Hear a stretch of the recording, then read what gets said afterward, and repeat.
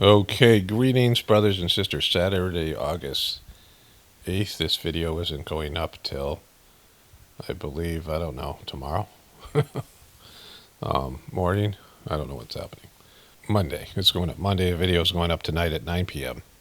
And then there'll be no video on Sunday, and then there'll be a video on Monday. So I don't need to do too much today. I just want to get this thing started.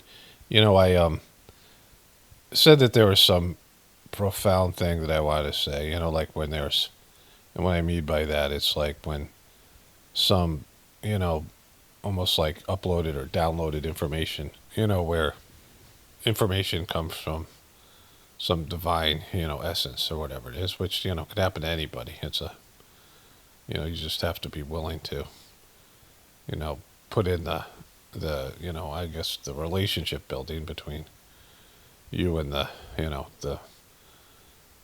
soul part of your being, right? If you put in time and effort in connecting with your soul and the spiritual part of your essence, right? The spiritual part of your, everyone's got your material life, and you have a soul, and you have an ego, and everybody's 100% ego. But as there's some effort put into developing your spiritual side, then there's going to be information that comes to you, and it flows through you. And so when I meditate, sometimes I'll meditate in the middle of the night, or there'll just be, I could be walking around, and then there'll just be these ideas that come, and they're not coming from me, like they're coming to me, right? There's a, whatever. And so anyways, there was this thing that these ideas came, and I couldn't remember them the next day. And, if it's important, I'll come back around. I mean, it's, I'm not blocking it. And I'm not sure if this was part of it, because I thought about this in this morning's meditation. I was talking about, somebody asked me like all the red flags that were there with my ex, but like I said, they weren't all there in the beginning, right? Like, there's people have the ability to hide their shit, like in whatever. And I explained various things about that. But the other piece, to do with that and other unpleasant things, there's this preceptor that I went to. He's an old Jewish hippie. He was the guy who started me in the system. And he used to tell me stories about traveling to India and seeing Babaji and, the second master, who had passed away in 1983. I'd graduated high school in 82. So he was already gone by the time this was 10 years later. I was 93 when I started. So it was 10 years after Babaji had died. And, he said how he really hated his job. And I forget what he was. And he was, so he went to India and asked Babaji about, getting a new job and whatever it was. And Babaji said, well, does it pay well? Because in India, like, you just have to get a job. Like, it's hard to, secure employment because there's, a billion, 1.4 billion people there. And the competition for just to get into college, education slots, the academic competition, and then, just finding a job, like, it's a big deal. And once they get jobs, it's like really hard to get rid of them. Like, it's a whole thing, right? But so, and that's part of it. And then part of there's a spiritual thing. But Babaji, because like a job in the Sajmark system isn't for fulfillment. Your work isn't there to fulfill you spiritually. It isn't supposed to make you happy. Like a job is just for money. Like you have your spiritual life, which is your passion or your whatever you do on your free time. But like there's a job is, different. People want to have some dream job in America, and like, that's a luxury that Americans have, that, the opportunities that are here don't exist in a caste-based system, where nepotism and all that shit is a big part of it, and, the whole thing. And he said, to him, Babaji said to this Fred, does a job pay well? And Fred said, yeah. He goes, well, if you find a job that pays better, take that one. And then Fred said that Babaji looked off into the distance for, like 10 seconds, and he said, this cleaning will be over soon. And, what he meant by a cleaning was just like something you went through that was unpleasant. And, I really understood a lot from that story. Like I was reading the books and I kind of understood the different perspective, from what I grew up as an American. And, in America, in the Western world, you're supposed to, make things happen. And Master Charge used to talk about how, he admired how Americans specifically would get things done and would take big risks. I mean, there's a lot of safety in like the Indian culture and these Eastern cultures. Playing it safe. They didn't want to embarrass their families. Like not. There's a whole thing. Like you can see the cultural differences. I interacted with people from. I mean, the Indian culture was very prevalent, but I interacted with people from various places, and I could see their cultural attitudes. And I understood American. Why people don't like Americans, or the advantages we have as Americans, and like that we can dream big, right? Like there's and take big chances, and in other cultures they just don't do that. Like there's so much against that happening, and so they don't. In America, you can start off as an impoverished person and reach, become a fucking billionaire, right? You come as an immigrant, and become a multimillionaire or whatever, president. I mean, there's things that can happen, in America that just won't happen in other places. And, the attitude of it. And, in these Eastern cultures, so much of it is like what people would criticize as fatalism, but also a faith where you just surrender to God and your destiny, right? So there's these two things, right? And there's, you using your will force to make things happen, and then there's, whatever your destiny, whatever God wants you to do, and that's like something that, people don't even think about, but it's really important. Like you sometimes you just have to surrender. You have to put your hands up and just say, this is God's will.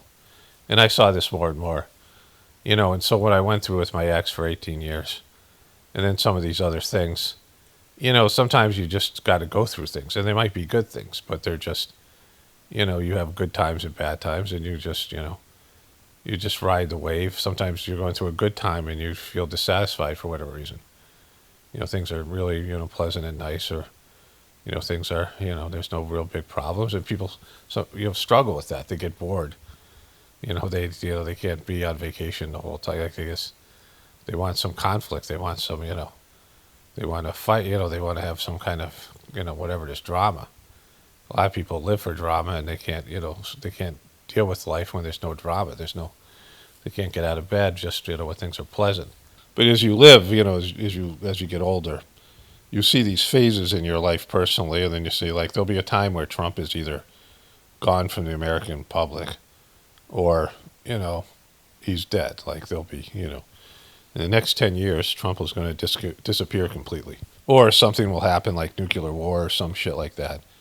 That will make Trump not all that important. Like Trump has dominated the news, dominated politics, dominated the culture for the past 10 years. Like this is the time of Trump, right? He is, he's an essential part of people's lives in ways that other presidents weren't. Like, there's tons of presidents that were just almost non-existent.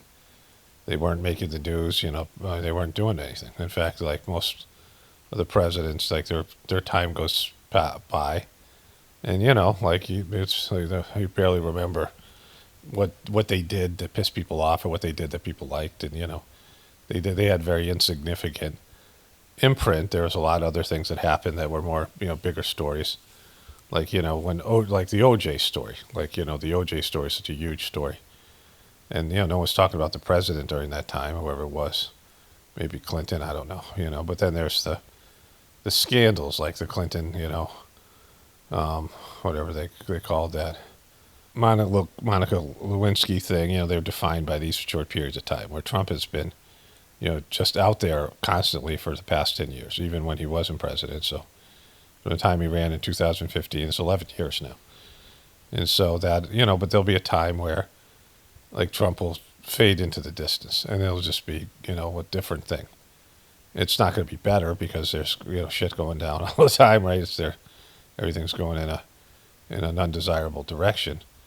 And, I got this stuff with Russia. I mean, I just, big things are going to happen that, that the president and the government and this drama and the division in the country, none of that shit's going to matter. Like, there'll be things where people will be freaked out, like, big events, upheavals, big catastrophic events that, change everything. And, this time period that we're in right now will pale in comparison. But I've already talked about, like, we don't know what life was like before a cell phone. Like, we can't remember what life was like before cell phones were a thing.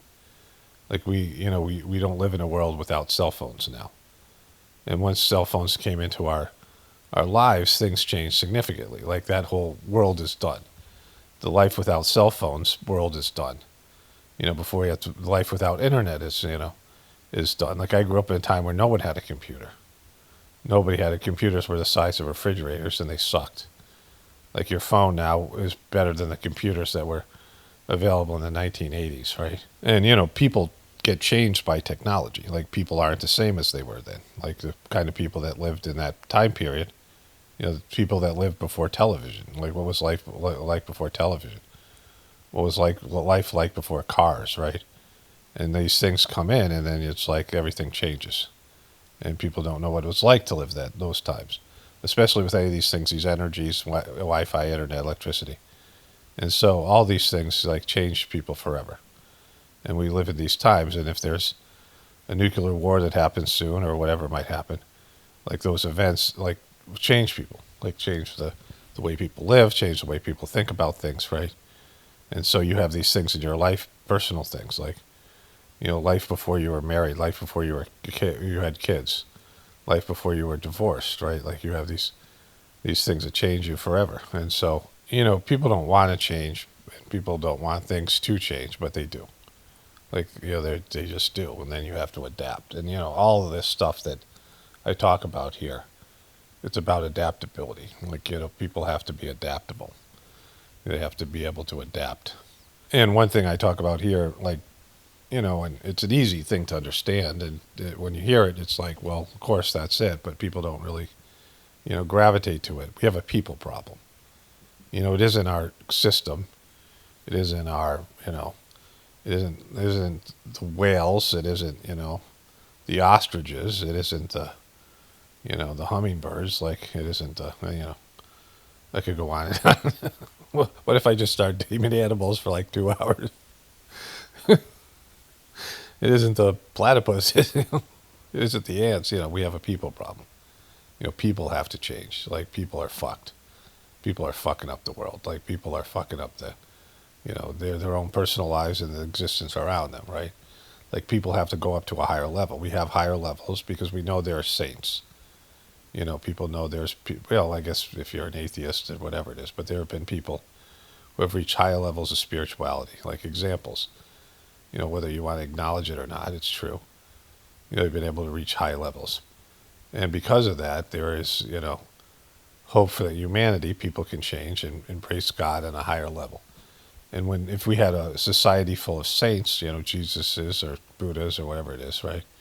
If you had people all on that level, what would the world be like? So there is capacity for people to rise up to a higher level. Spiritually being like, not just intelligence and things. I mean, you see that there are dumb people, there are less stupid people, and then there are really smart people, right? And you can see there's some people who are just, cut above. They're functioning on a higher level. And so that level is available to everybody else. When the first person broke the 4-minute mile, a bunch of people did that. There's this thing called the 100th monkey syndrome where, monkeys would use a tool, apes or whatever it is, they would use a tool. And then once it reached a certain number of them that were using the tool, all of them would start using it across the globe, like spontaneously. Like, they would all be connected, and you can see these ideas that people have that are, parallel processes, right? That people come up with the same idea, and, these things. And so there's, like the door is open, and then all of a sudden people evolve up, and, technology is given or something, but, people themselves can change. People can go to a higher level. And, people need to do that. We can see that there's a need that people have to go to a higher level. So, anyways, there's these periods of things that you have to go through, good and bad. Like there's just time periods, and you want to get out. Like you want to, sometimes you just, if it's a bad thing, and like a marriage or a relationship or a job, and you just want to leave, and it's like soul killing, and it's just whatever, and you have to endure it. So there's short periods of time. You're at the dentist. You're going through something physically or whatever, a migraine, whatever. You're sick. You have these things that you have to endure, right? And there's phases, and these things are there, and there's like you can't do much about them. You can learn to cope. Like that's people have to learn to cope, and that's and adapt, and those are the things that need to happen. Anyways, let's get going. There's some World War III news, and I want to get to that. Okay, so let's start here because there is a other story I was going to cover first, but they're intertwined. I could go either way here. But this one is U.S. intel warns Putin is planning NATO attack. Here. Try to test NATO's unity with a limited attack on a NATO allied country. The assessments warn that Russia could conduct a small-scale incursion or a cyber attack designed to test NATO's commitment to Article 5. Article 5 states that an attack on one member is an attack on all. Joining me now is Zach Cohen. Zach, what does this assessment tell us specifically about what Putin might be planning? Yeah, Jake, it effectively lays out that there's a window of time where Vladimir Putin believes he could test and see how much he can get away with effectively as far as encroaching on NATO territory, challenging the member states to their commitment to Article 5. Okay, so if this is true, and it might not be, probably is though, like it makes sense, he would have to believe that A, America is weaker, which we'll get into in a moment, with the munitions depleting and Trump's lack of whatever, and that America and Trump don't really want to get into a war with Russia because Trump's pretty pissed about all the NATO countries not joining in with his bogus bullshit war in Iran. And that Trump is, he wants Greenland and, all this shit that he's not happy with Europe and NATO. And so, NATO is fractured, and Trump and America is weakened and really can't, deal with another war, another conflict. This is also a step towards World War III. And so the other part is, there's less munitions, which we'll get into in a moment. So it would make sense for him to test limits, right? When you see that somebody's weakened, or relationships are weakened, alliance is weakened, and also the primary country is weakened. In America, Trump can't get into another fucking war. Like Trump can't go do something with fucking Russia now when people are pissed about Iran. And that, Russia has a lot of oil. And that's another thing, like where the, oil prices go up because of, when a country like Russia got into a war with America, and there's worry that America is going to bomb a pipeline here or do something like that or whatever it might be. And also, take down the level of supply and drive demand up, which Trump doesn't mind because he's got and he's invested in the oil business now. So, there's all that shit. And so that's the first piece. So one of the top generals said that American munitions are down. And then Trump says the U.S. has massive amounts of munitions, especially certain types. Additionally, large amounts are being manufactured and shipped to the U.S. by who? I thought we had the military-industrial complex. Manufactured where and from who? Are being shipped to the U.S. as needed. Defense companies are building the largest number of plants and factories in our country's history. The leakers of these treasonous statements are being hunted down. Long-term jail sentences will be sought. President Donald J. Trump. Well, if they're leaking something, then it's got to be true. That means that people in your administration are saying what's true, that you've fucked. You've used too many fucking weapons, missiles, with Iran, and they're already depleted from other wars, including the bullshit, shit that's going on in the Ukraine. And that we're low on these mid-range missiles that are very essential for most of these wars. And now, like Russia and China can see there's easy pickings, and to say that you're going to go after the fucking leakers, well, that fucking, this isn't true, and we're going to prosecute the leakers. They only leaked, they're not leakers if they leaked information that isn't true. Like if they made up shit, then it's not classified. Like if people in your administration made up lies about your munitions being depleted, then that's not a prosecutable offense because they didn't leak information that's classified. They made up shit. You're saying they lied about this, but they're leakers? Like you've just incriminated yourself, you dumb fuck. And so then he doubled down here. Mr. President, on munitions, you posted overnight that the U.S. has a massive amount. And That's right. You denied that there were any shortages. There is a supplemental request for... Look, I got fucking Ronald Reagan up here. The senile fuck. This guy was senile his last 2 years. Howard fucking Letnick, this piece of shit. This Epstein's piece of shit. $21 billion to restock. So why is that request still there if there's Well, no because we urgency? need more all the time. I mean, we need more. Look, we gave tremendous amount to Ukraine. The Biden people did. And they were given free of charge. No charge. No charge. Billions, hundreds of billions of dollars. And fortunately, Yeah, like what you did with Israel, but it's okay to give to Israel. Even more. You know, Israel's been given what more? Like, the fuck you talking about? So that's a problem when America gives away free weapons and gets nothing back. But what you can do with Israel, you said Putin was calling you up and saying, by Putin I mean Netanyahu, I need something that doesn't exist, and you had to invent it for him. Like he went to the Knesset and said, and Bibi was asking him for weapons that doesn't exist, and Trump had to have, you know, us make that weapon for him. Like, that's how much you're owing. There's a great Lego video coming up here. built up so much during my term. I rebuilt the military and also loaded it up with a lot of stuff. And we have certain types of munitions that are very powerful, that we have unlimited, virtual unlimited supply. How do you have unlimited? You have infinite amount of missiles? What are you talking about? What do you mean unlimited? Like fucking a bottomless cup? Is it fucking Denny's? Like you go to Denny's and there's just a bottomless cup of fucking coffee? What are you talking about? Like everything's limited. There's nothing that's infinite. I mean, the universe or God, whatever, but not fucking, what are you talking about unlimited? We have others where it's a little bit tighter, and we're getting them in on a daily basis. As you know, our defense companies are building more plants right now than at any point in history. They're building plants for the Patriots, for the Tomahawks, for everything. But we have certain types of munitions which are very, they may not be as accurate. They may not be, they're not as elite. We have elite too, but we're watching that very closely. Are you down to like M80s and shit? You could be throwing sticks of dynamite like fucking, like some, Wile E. Coyote. Fucking, have you gone to Acme yet? Have you started getting Acme shit? Like, we're running out of good stuff, so we got to go to Acme. What the fuck are you talking about? Mostly, but we have certain types which are very powerful and very good, and we have an unlimited supply, and so we're... Okay, so Patriots and Tomahawks. Like, I mean, you're talking about nuclear missiles, and we don't have an unlimited supply.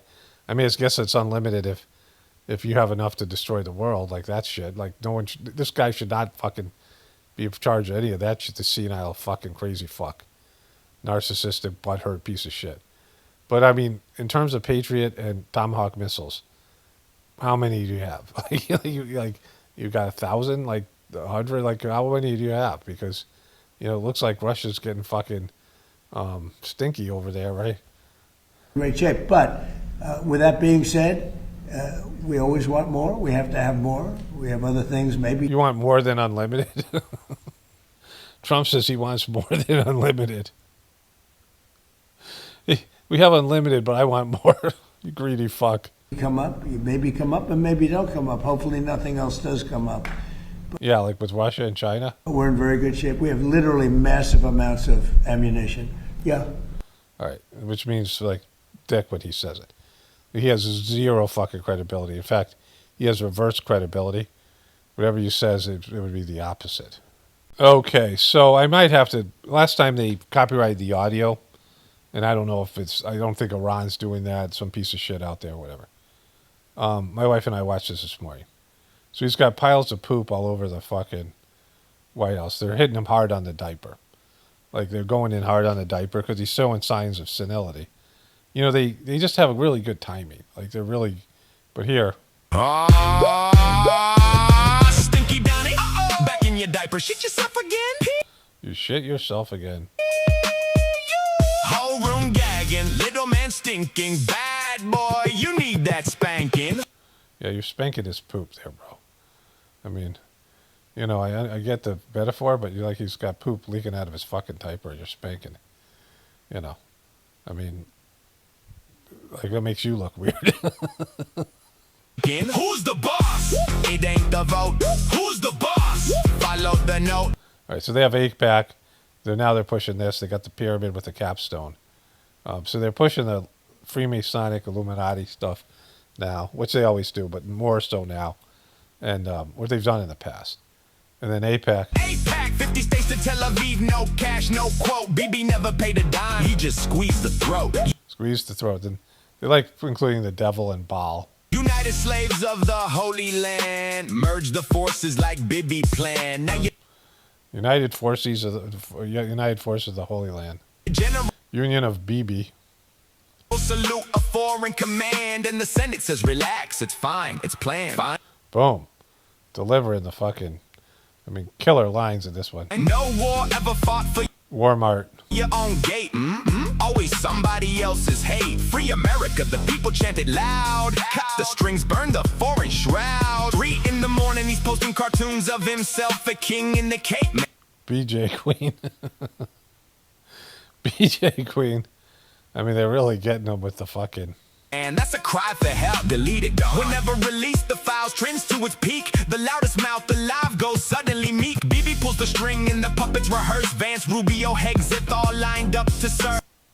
I mean, just really got they got Baphomet back here, and they got. He grins at the lens like he owns the whole turf. United Slaves of Israel printed on a shirt. Yeah, it is already on his shirt.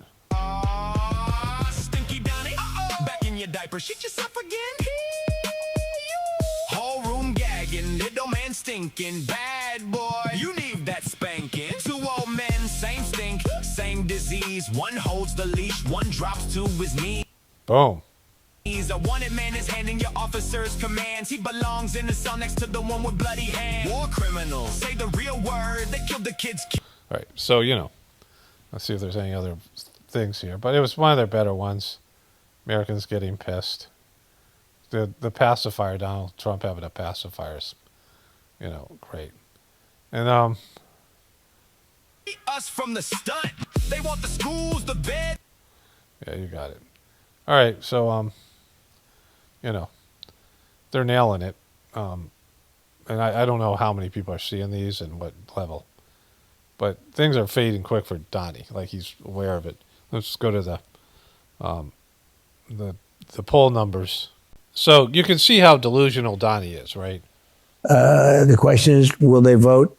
Because a lot of them are very angry at Republicans, to be honest with you. They're Why is angry at I don't know. I mean, they're angry at Republicans, but they're not angry at me. They're angry at Republicans, but they're not angry at me.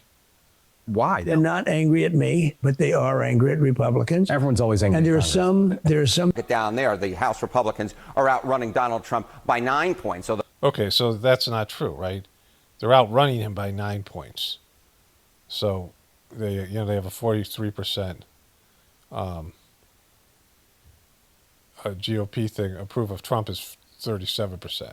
So they're both doing poorly. But the bottom line is this. When Donald Trump says that voters are angry at Republicans, not him, that simply put is not the case looking at the data. Voters who want congressional Republicans to do more to stand up to Trump or work with Trump. 56% say more to stand up to Trump. That's what they want congressional Republicans to do, compared to just 35% who say they want congressional Republicans to work more with them. As I said at the top here, what we're dealing with is Republicans are getting dragged down by Donald Trump.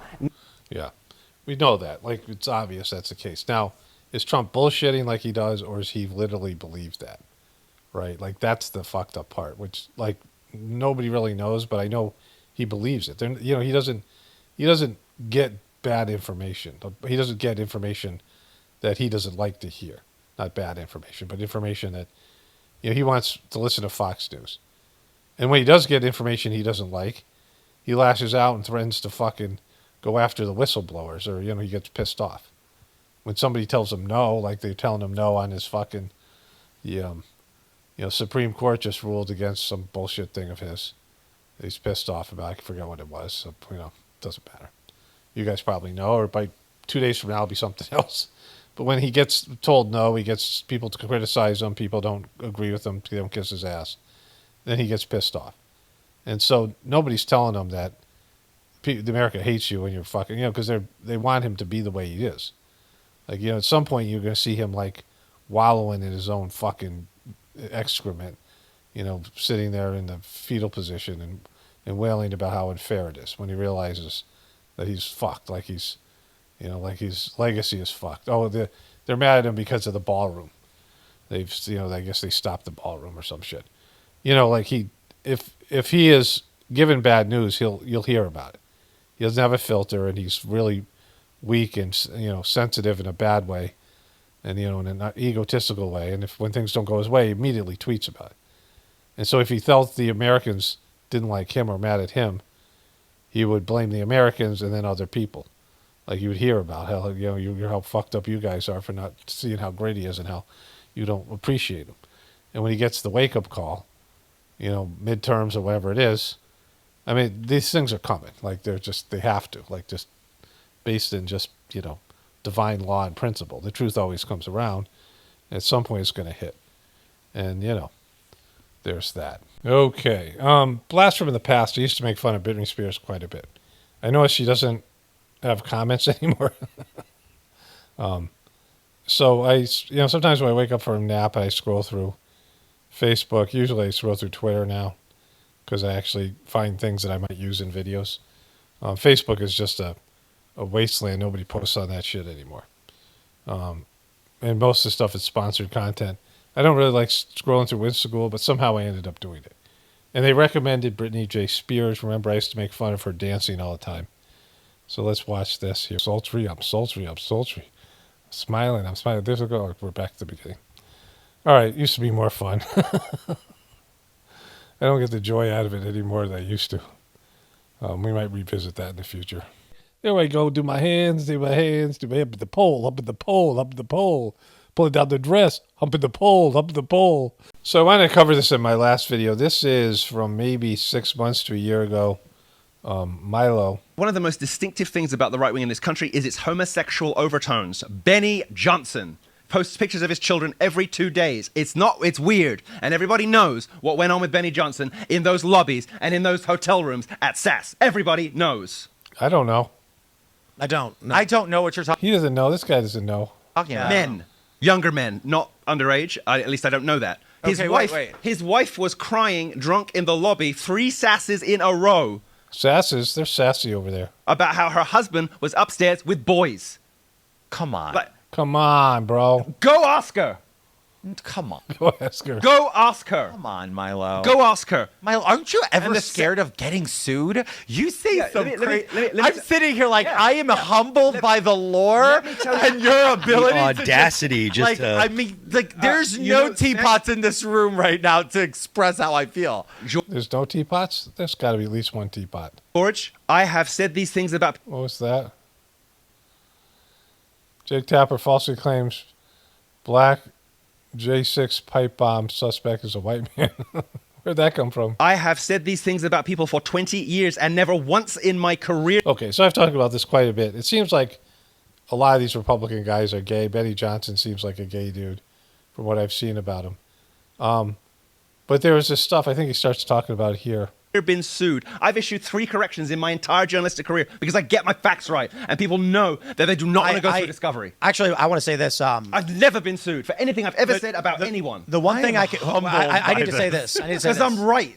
The most terrifying thing about Milo is that he knows all your secrets. Oh, no, he knows everybody's lore. Trust me. I am terrified of Milo. I will never cross Milo. Milo is so fucking scary, especially the hat. Milo is the one person that people say, like, why are you friends with him? Bitch knows too much. I can't afford not to be. You want to be his enemy? He knows too much. Nobody wants to be his enemy. Let me just- No, do not cross this dude. It's not worth it. I was going to say, Benny told you what? Did he get the dick out of his mouth long enough? Oh my God, Milo, you can't say these. Yes. I can because it's real and it's true. Milo, stop. You can't say George, it because George, it you want to sounds like maintain your friendships. I can say it because I sounds care like you've him never about met what's real. Milo. This you can't say I this. know. Of No, course. I'm trying to help him. You're not helping. I think you'll be fine. Guys. You can't even help you. Crank- You just came out of jail. I Okay, wait. don't need tips from you about life. Let's turn the volume from 11 to at least 10. Yes, But sorry. I want to say this. I will just say, sorry. When we're talking about how there's people that come to me and they say, Tim, we'll be the guardrails for you, and you'll be. All right. So whatever the thing is, I thought this was about TPUSK. Maybe let's take a look at that. So the post was, Candace just spoke on the undercover gay activity at TPUSK. What was this about? Well, she talked about it some months ago. And she said that there was interns that were Tyler Boyer, the guy who's kind of running things over there, who definitely seems gay as fuck, just like those other guys. And if they're not gay, they're like very effeminate men. I got another, let me show you this other clip, and then we'll go to the twinks over there. Andrew Covert and his little friend Blake.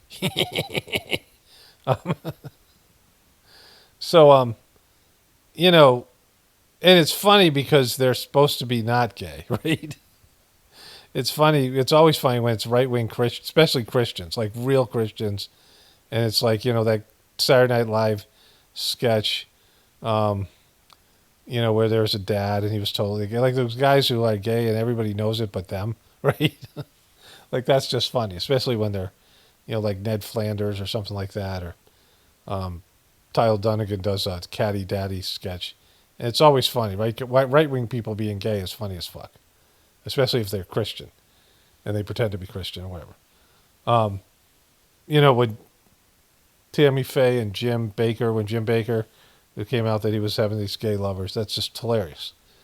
Because, it's like hypocrisy is like that. When people preach fire and brimstone against something, then it turns out they're doing that shit. It's hilarious when it all comes out. And it does come out with those guys. Let me show you this other thing here. I was thinking to myself, I can't imagine being like a regular dude who knows how to fix shit and work in the heat and get sweaty and muddy and dirty and licking the boots of a New York City fucking pussy who's never done jack fucking shit. Like, this is great. This is what I always say, right? Trump is a pussy. Like, he's just a pussy. Like, when he, that bullshit thing that happened, they try to make him look tough in that WWE thing where he said fight, fight, fight. And I'm not putting any stock in being able to physically fight or any of these things. I mean, physical fights are stupid. Physical violence, especially when people fight over, like, words, right? Like, words said to them. It's stupid. It's like, I tell this story where I was playing basketball, back when I was, like, what was called working on my game. Like, I was at some park, and some homeless dude runs up and, like, fouls me. Like, fucking high as fuck homeless dude. And, I'm like, in the height of my athletic ability, and I'm like, I'm 6'1" and, 180 pounds, like, no body fat. And this guy's just like some crackhead. I'm like, I'm going to kick the shit out of this guy. Like, just, and I thought about it. I'm like, yeah, that's a bad idea. Like, that's really stupid. I mean, the guy was just, fucked up. Like, he was drunk and he came over and, like, just ran over and, like, tried to block my shot. Like, surprised. Like, I mean, I wasn't paying attention, and some homeless dude came running up and, like hit me, kind of fouled me kind of hard. And I'm like, what the fuck, right? And then I'm like, it's just some drunken homeless dude. Like, what are you going to tell the cops when they come over, people driving by or whatever it is, right? And so I grabbed my ball and I left because it's stupid. Like, you just, it didn't matter, whatever the thing is. I mean, as a younger person, as an older person, I can say that. People put too much stock in, trying to be macho or doing that stuff. But Trump acts that way, and he's a pussy. Like, he's never been in a fight. He's never, like, backed away from Vietnam. And he's an elitist, and he doesn't like people who do hard work. He looks down on them. He looks down on hardworking people. And he used to screw them over. I mean, his business still does. His business model is to screw over vendors. Like, he'd hire construction companies and vendors and things, and then he wouldn't pay them. And then he'd renegotiate a deal and screw them out of some of their money. He did it all the time. Like a right-wing barber who watched Fox News, told me about that when I was in Vegas, when I lived near Vegas, and he said that Trump was known, the Trump organization was known to screw over their vendors, and they would delay paying their bills. I mean, they'd be months late. These are small businesses are waiting for their money. Trump does not give a fuck about so-called little people. And he's just, a bullshitter. His whole history and everything that he says, he's an elitist. He's one of the most elitist people. And a pussy, just a total, pussy, like a guy who talks tough but isn't he's scared of physical violence. So the first time they ran up on stage, I showed that video clip before, and Trump is ducking and bobbing and weaving, and there's no real threat, right? And he's all weird about it. He's awkward. He's fucking uncoordinated. Like a fucking big, lard ass, right? Donald Trump's never held a hammer. I mean, I didn't like George W. Bush, but at least that motherfucker knew how to work a chainsaw or ride a horse or... No, he didn't. That was all performative. George W. Bush grew up in a Connecticut family. So, Prescott Bush, and is there a more elitist name than fucking Prescott? Prescott Bush was a senator. And his son, George H. Walker Bush, was a president. And his grandson was a president, George W. Bush. And George W. Bush, for whatever reason, he grew up in Connecticut. He was the other guy was a senator from Connecticut. They all went to Yale. They're part of the Skull and Bones. These are all elitist, money people. But they put George W. Bush in fucking Texas because, he was kind of a fuck-up. And he got that fake Texas accent. And he pretended to live on a farm that had no cattle, no anything. He used to drive, an ATV around. And remember, he was talking about how he identified with the soldiers coming back fucked up from Iraq because some fucking sagebush cut his foot when he was out doing farm work. Like, he wasn't a real farmer, wasn't even a hobby farmer. He doesn't live on a farm now. That was all fucking fake. But yeah, that's neither here nor there. Fucking shoot a shotgun. I guarantee you Donald Trump wouldn't know how to use a miter saw if you put it in front of him. The guy's a fucking pussy. How can you go work your ass off every day and put on a pair of boots and get dirty and get sweaty and do manual labor? And clearly this tough guy persona is important to you because you guys talk about alpha and beta and soy boy and snowflake. Y'all talk about that shit all the time. So clearly you do care. That's why you got a loud pickup truck and, your Jeep Wrangler with purple... This guy's fucking rocking it here. ...rims and whatever. Y'all are so fixated on macho-ness. And I'm telling you, this is a dying pedophile with bitch tits, a pussy on his neck. This is great. Who paints his face orange every day and shits in his pants. A child rapist, lifelong con man grifter who's never done anything harder than rape a child or swing a golf club. And he has to lie about how good he is at swinging a golf club. And he has to lie about not being a child rapist. And y'all are licking his boots? Or taint. This is a wonderful little clip this guy put together. All right, let's wrap him up here. And you think you're a tough guy? You're an easily duped pussy, dude. If you think you're a real man and you're a tough dude and you're out here worshiping a guy, a fucking silver spoon brat, a bitch-made brat put on by his parents who never earned a single fucking thing he has, who's never worked, who doesn't drive a car, who doesn't buy his own groceries, who's never used a fucking weed eater, you worship that guy, you're not a real man, you're a fucking pussy. Fuck you, you traitor piece of shit. All right. You mad, bro? But I mean, it's 100% accurate other than that George W. Bush shit. All these people, they pretend they're one of you. They go after NASCAR dads or they go after LGBTQ or the Democrats do.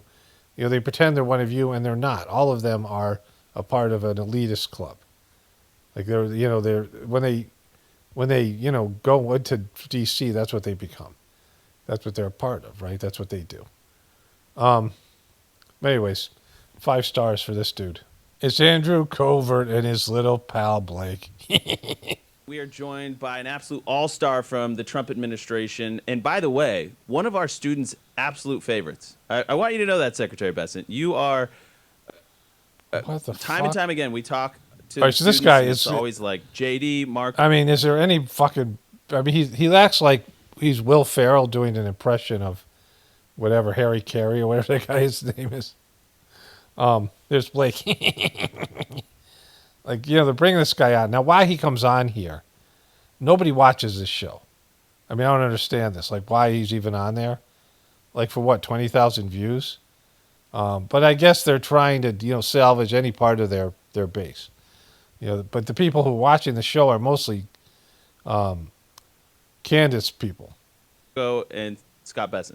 Great. Well, it's great to be here, Andrew. Good to be with you and Blake. And I'm Blake. looking forward to going over and seeing some of the Turning Point students That's after right. this. Yeah, and we have a whole new crop of new hires in our field program that are, I mean, hundreds of them. And I got to talk to them yesterday, and that group of new hires that are going to be working with our students all across the country at high schools and colleges is larger than our first ever chapter leadership summit. So it's just, the growth is insane, and we're grateful, and you know, we're trying to honor Charlie at every step we take. And Yeah, sure you are. You're really honoring the shit out of him by almost never mentioning it on the Charlie Kirk show.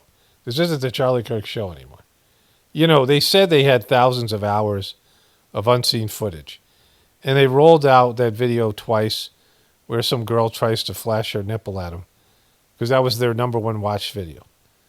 And so, I mean, which it wasn't, you know, when I first had my YouTube channel, I made videos about farming and homesteading, right? And I had my kids plant blueberry bushes, like real blueberry bushes. And I said, you know, my children are planting blueberry bushes. And the video got like 100,000 views. And, you know, I didn't keep up with the comments back then because, you know, usually I would get about 1,000 views a month. And it was my number one video. And I had no idea why. And then there was a comment where the guy said, you know, yeah, you're having your kids plant the blueberry bushes, and so they take the bust. You're a real piece of shit. And they thought it was there's some kind of blueberry marijuana, right? And some marijuana some pot group, you know, like some whatever they had, like online groups at that time. This is like 15, 20 years ago. Online groups at that time. Fucking posted it like to the group, and all these people were watching it thinking, you know, I was having my kids fucking plant pot plants, and it got so many views. And I'm like, when I found out about that, I was like, well, I should delete the video, right? I was like, it's not, you know, I mean, at that point it didn't matter because it sort of run its course, but I wasn't psyched that I got views, like fucking unintentional views, right? You know, it's not, that isn't fucking good. Like, you don't want that kind of shit, right? and see through the vision that he had, which was, I know you knew it very well. Well, it's great to see. You know, I'm talking about that with the Charlie Kirk thing where the girl flashed her nipple. Like, that was his number one video, not because Charlie Kirk said something great, because the girl flashed the nipple, and like that's what they want to see. That's not, you know, like you're getting views, but the people watching the videos are pieces of shit, right? Like, you know. Kind of engagement, and you know, Charlie's vision, you all know better than anyone, was an optimistic vision. It was an open-minded vision, which is the opposite of what we're seeing in this yeah, great. political cycle with this, you know, hate, vile messages, and you know what we're seeing now. You know, Trump is one of the most hateful people out there.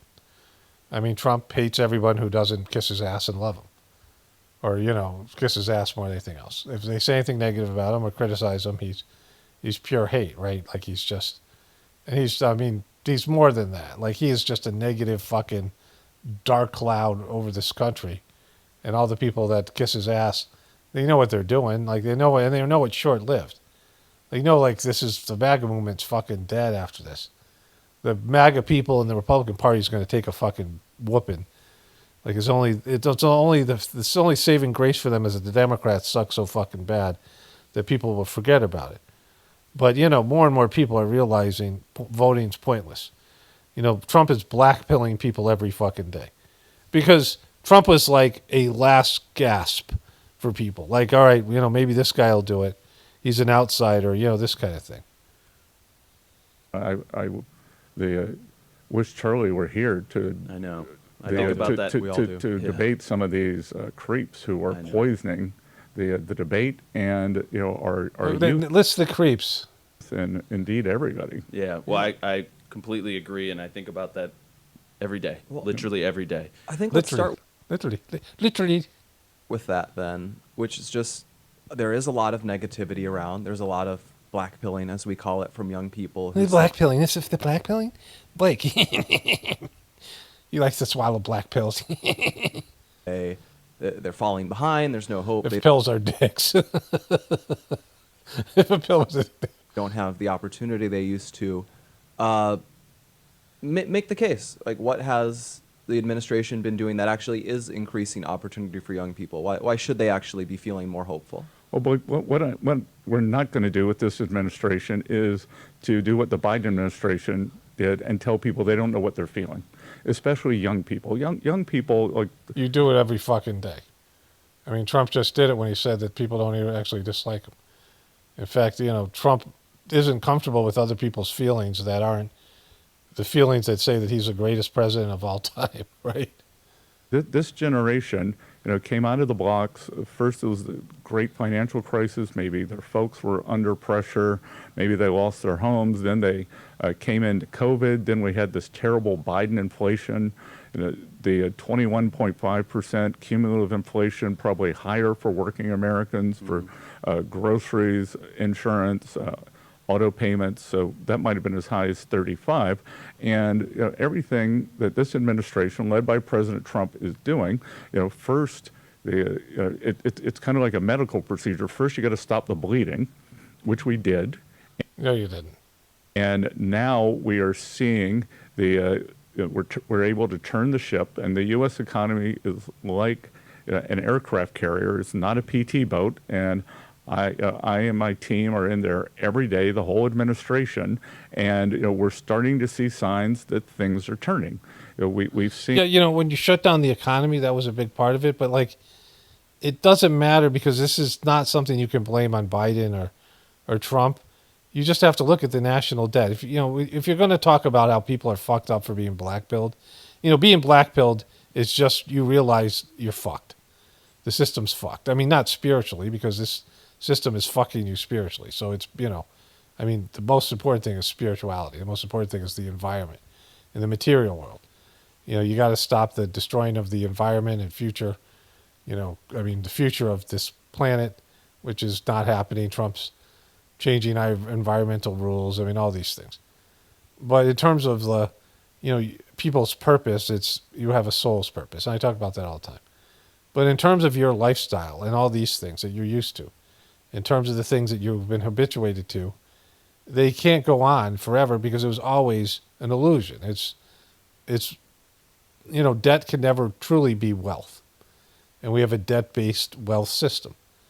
And anybody who fucking understands this, it's not hard. You can watch there's a couple of cartoon movies, Money as Debt. This was what I watched, 15 years ago, because I've always been retarded financially. I don't understand business and money. I had trouble balancing a checkbook, just because I didn't want to. I didn't like it. I didn't like money things and, these things. Part of it's being dyslexic, so part of it's my personality. But then I could understand the economic system. It's a usury-based economic system. That's clear. It's based in debt. And those things have a short, it's a Ponzi scheme. It's, it's a promise to pay. It's all these things. All the things that they say, right? It's a promissory note. It's based in a promise. And it's based in debt. It's based in an IOU. And so when you have a debt-based economy, it collapses. When it's imaginary and you don't have to work to create value. Before you had to work hard to create something. Now you can just borrow the money. And you get loaned money, which is, if you're going to do something great with the money, you can be very successful. And people are, but not everybody is. And that's where we get into, the problem with interest and the ballooning debt. But if you look at the national debt clock, you can see we're fucked.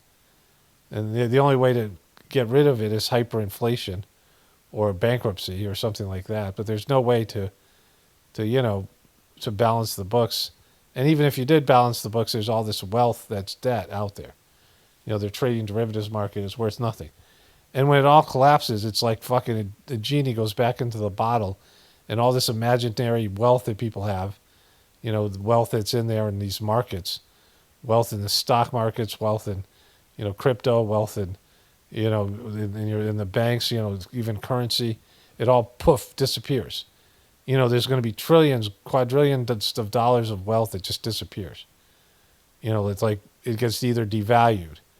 It can like inflation can make it disappear, or it can just disappear altogether, and then you don't have anything. Like it was never real, and so that's not blackpilled. That's just the fucking reality of our economic system, and this motherfucker should know it, but he can't say it, of course. Like that would send the fucking world into a chaos if this guy said, "Hey, guess what? Your money's worth shtick," right? That, you know, for working Americans, just like in President Trump's first term. And you know, what I will say is the reason people should be optimistic is this is not new for President Trump. Okay, so I just not, you know, I can't deal with this. But the title of this video is "Basant drops the wage numbers that destroys the recession." You know, if this was true, President Trump wouldn't have to sell his bogus watches and his bogus phones and cheat his fans, the people that support him, out of their hard-earned dollars, to sell them bullshit cryptocurrency where he makes $1 billion and they lose $1 billion, right? Like he pumped and dumped it, and you know all these people bought high, and then Trump, you know, sold, and he made a shit ton of money, and they all lost out, right? They lost out on their investment, ways that wealth can disappear. Trump wouldn't grift his own people if the fucking economy had any chance of, I mean, like, you know, all the things he's doing. And so, like, if this was an honorable man, he wouldn't do any of those things. So going back to this idea of the, you know, Trump being a pussy and then all these Republican guys being gay or gayish, or, you know, they're supposed to be these big tough guys, but they're all like fucking gay. They're all very effeminate and weak and, you know, low testosterone. They're all like beta males, all these things. And, you know, there's nothing like more an indicator of this. So here's got these numbers here. We grow the economy because there are two ways. Look, there it is. It shows you right there. Fucking being blackpilled is bullshit. Like, look at that. Like these two gauges here. Look at Blake. Look at Blake. And I think we can accelerate from here. And immigration is obviously playing a key role in that, which is we had, who knows, 10 million plus people waved in by President. Yeah. Doing jobs that Americans aren't going to do, right? Like, so, all right. You know, it's just, they're just silly over there. They're silly little gay dudes. It's Andrew Covert and his little pal Blake and little Scotty Besson. All right. So I listened to a little bit more of that Brandy Zanigifkov. He might even say it here. I don't know why I can't remember her name. She is like the anti-truther person on NBC and MSN, MS Now. And she got into Candace Owens' history, you know, how she became a right-wing person, how she turned on the right-wing movement. But the biggest, you know, thing that they do, and it's just hard to listen to her. She has a very unpleasant voice. Brandy does. I don't know why they can't get people who are, you know, that don't sound like they're nagging, like they have that tone. You know, Candace and Erica Kirk, they just can't get people who, you know, there's people who it's very pleasing and soothing to listen to. You know, it makes you feel good to listen to their voice, right? And, you know, I mean, energy is a big thing. I talk about the massage mark system, but I think that's, you know, probably maybe the biggest thing. You know, people exude an energy, and there's people who are off-putting, no more so than Erica Kirk, but Candace Owens is up there. And so is this Brandy person. But their biggest, you know, goal here is to talk about conspiracy theorists in a negative way. You know, truthers. Every day, it seems to me, I encounter some new example of the degree to which completely insane conspiracy theories have consumed huge swaths of the American right. So, you know, I mean, they've tried to make it into a right-wing nutjob conspiracy theorist, making Alex Jones their shill, their poster child for this idea. I want to switch over to voiceover. Let's get through this first. Reached the point where many right-wing figures themselves have started freaking out about the ecosystem that's been built, that they've helped build. And one of the most high-profile examples of this pattern is the impenetrable web of conspiracy theories that have grown up around the killing of right-wing influencer Charlie Kirk. MS Now senior enterprise reporter Brandy Zadrozny has been following the growth of right-wing conspiracies for years, and today she's out with the first installment of her new digital series, The Deep End: Who Killed Charlie Kirk? How Conspiracy Theories Sparked a MAGA Civil War. This episode charts the rise of trutherism, for lack of a better word, around Kirk's death. The JFK conspiracy theory was the defining... Okay, we saw this thing. And the danger from this new move era forward of here. far can we go down the road. And it was a huge news story, and we saw it, and it was actually on film, which you start out by sort of comparing the Zapruder film and how that doesn't stop anything. The fact that it's on film, in fact, probably facilitates it. How quickly and how large this conspiracy theory or the theory started to kind of grow up and take hold? Okay, so, you know, first of all, I mean, these guys never really admitted that Joe Biden was senile. Like, you know, they got Jake Tapper to do it at CNN, but MSNBC never really even said that. And he was. And that was the so-called conspiracy theory. We could fucking see it, right? Let me change over to a voiceover. Buckle up, everybody. Here we go. Up yours. Up yours. Screw those people. That's disgusting. Up yours. Screw you. Take his phone Friday night. Shabbat shalom. I want to include this in the Journey series, right? This whole thing with MS Now all of a sudden talking about the the Charlie Kirk conspiracy theory. So Charlie Kirk gets whacked, or not, and he they cover it. They cover, you know, the initial whatever. I'm talking about MSNBC at the time, you know, now MS Now, and CNN, right? And MSNBC was separated from NBC News because NBC News didn't want to piss Trump off. Like, they all started to pander to Trump. Like, shows you how weak they are after hating Trump and having what everyone thought was Trump derangement syndrome, and then it turns out they were underplaying how bad Trump was going to get. Like, they were, you know, they underestimated. They went for the under, and they should have went for the over. They bet on the under. I mean, I'm talking about CNN and MS Now and these things. But, you know, after bashing Trump and making their whole universe about Trump and every story about Trump and blaming Trump for everything, they now are trying to appease him and make MS Now separate from NBC News. Like, that shows you how bad fucking, you know, how weak they are in their beliefs. But, you know, they covered Charlie Kirk. They covered the initial part of Charlie Kirk's, you know, whatever it was. You know, that whole thing that happened. Or, the early Charlie Kirk days. And then they were like, well, that story's over. Maybe they covered a little bit of the funeral with Trump, but not much. And, you know, I searched through this. And they haven't talked about Erica Kirk being so fucking weird. And, like, she is trying to say, Erica Kirk and her people are trying to say that she's being harassed by the media. But the only media that's really talking about her in a negative way is the Daily Mail, which is some rag, I think is out of England. I don't even know.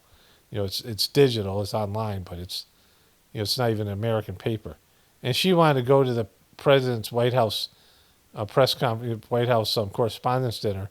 You know, the one with the fake assassination attempt, that she walked by a camera and fake cried like she always does. And she was trying to say she wanted to go look at these reporters in the eye, and they're not even talking about her. And here they're talking about this as being a conspiracy theory, right? They're finally covering it. Like, they get to the party way late. Like, they never say anything about Joe Biden. I mean, MSNBC had a guy on there, a doctor, and they put it up on YouTube, and they left it up there. I mean, I think it's still up there. And he talked about how Joe Biden had Parkinson's. But, you know, it didn't translate into their coverage. This guy just dropped a major reveal, and you can tell he knows what he's talking about. But, you know, which would be a conspiracy. It was a conspiracy of the people around Joe Biden to conceal, and we know for a fact he concealed that he had stage 4 prostate cancer. So they knew he had prostate cancer going into the election with Trump. And if he won that election in 2024, and he was pushing back against Kamala Harris being run, again, if he didn't perform really badly in that debate, he might have still been the candidate. And if he had won again, he would have had stage 4 prostate cancer on day 1 of his second term. Like, he already had it. He didn't go from no cancer to stage 4 overnight, right? And so he had had cancer for quite some time. And so he was already deteriorating, and they still were trying to run him, and these guys never called him on it, these CNN and MS Now and the rest of them. And so they never talked about that, for example, right? But they do want to, degrade conspiracy theorists. And as much as they don't like Erica Kirk or they don't like what she stands for, they're on her side and they want to, push the official story for two reasons. Because number one, if people actually start believing in truther, memes and truther information, and people start becoming so-called black-pilled. I mean, they're pushing against the black-pilled part. Then you lose any kind of incentive to work and participate in our society. When people realize they're fucked, all these people that we see this now all the time on Charlie Kirk, talking down against the black-pilled Republicans. Black-pilled meaning you don't believe that the system can be fixed. And it can't be fixed. But, the reason you talk about it is so the people who can, and it's not the majority of people, can start preparing themselves because, this is what pockets of the future is. All civilizations collapse. All empires collapse. And so this idea came to me that there had to be, in the past, people who saw the collapse coming, because the majority of people were just saying, no, it'll never happen. They're all in denial. But some people saw the collapse coming, and they started to prepare. And in this one, there was one key preparation that needed to be done, which is connect to the divinity within you and have a relationship with God. Have dialogue with God and have God influence your decisions, because that's what the next system is going to be built on.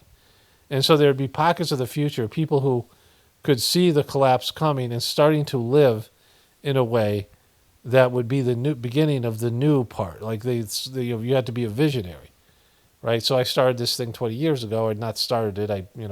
I brought this idea out 20 years ago that people would have to start building these pockets of the future. And really, there are people who are maybe doing that, but not really associated with me. So, I'm not going to say that my thing's a failure because the idea had to be put out there. But, there's some people who can see it coming. And for those people, the information needs to be there. The people who can. There's a lot of dumb fuck sheeple that's going to curl up in the fetal position and wait for the angels to take them away. When shit collapses, they're not going to fight. They're not going to try to adapt. But there are some people who can. And so continuously, the people who are sheeple, you can't wake them up anyway. So it doesn't hurt you to tell the people the truth that the system is going to collapse. But, they're so scared to death that if you tell people that it'll expedite the collapse, or they'll lose control of the collapse, or, maybe they don't themselves think it's going to collapse. So, they want to push back against the black-pilled people. And they also want to push back against the truthers, because the truth is kryptonite to a deceptive system. And so they can't allow people to come up with, their own critical thinking analysis of what's going on, because they have to control the lies, because the lies are the only thing keeping the system going. So those are the reasons, the truther reasons. And the other thing is that their content sucks compared to our content. People who do what we do here, even if you get a lot of the stuff wrong, you can be sincere and genuine and yourself, and it's so much better than watching that fucking old news. It's just, that shit's done. That's like a dinosaur. It's going extinct. But they're going to fight tooth and nail to, try to stay relevant, so that, these are the reasons why they hammer truthers. Because in reality, our opinions don't matter. Because in a system that's collapsing, well, first of all, we have no leverage. I talk about that all the time. Second of all, in a system that's collapsing, and if it's past the point of no return, which our system is, then there's nothing you can do about it. Like, we just have opinions. We're talking about things, analyzing things. And I can say, our influence over the other people, there isn't any real movement. Like, you can convince people that the system sucks and is rigged. People kind of already believe that. And then you have your own solution, your own bullshit stuff. And you really can't affect other people. Like a few people here or there. But those people are usually nutless, impotent. They can't do anything about it. Nobody can.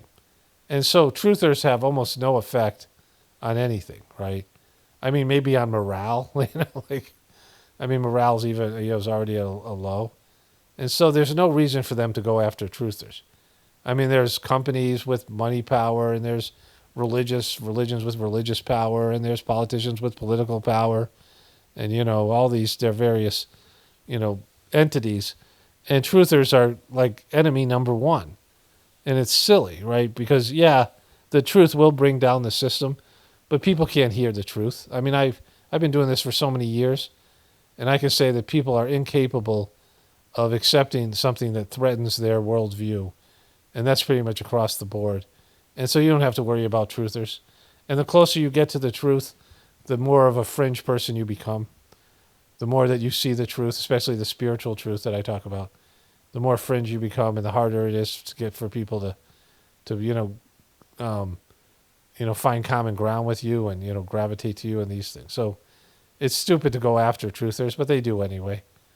Like, I mean, it's just like a collapsing system, and like just, like there was a scene, a famous stunt that was done, and the guy gets knocked out of a window or thrown off a window, and he's got two guns, handguns, and he's shooting upwards at the hotel balcony as he's going down into the pool.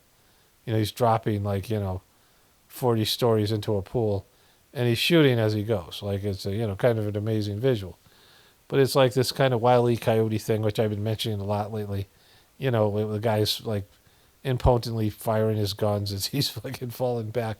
I mean, I think he's supposed to die in the scene, but in real life he's hitting, a pool or a big fucking air thing or whatever it is.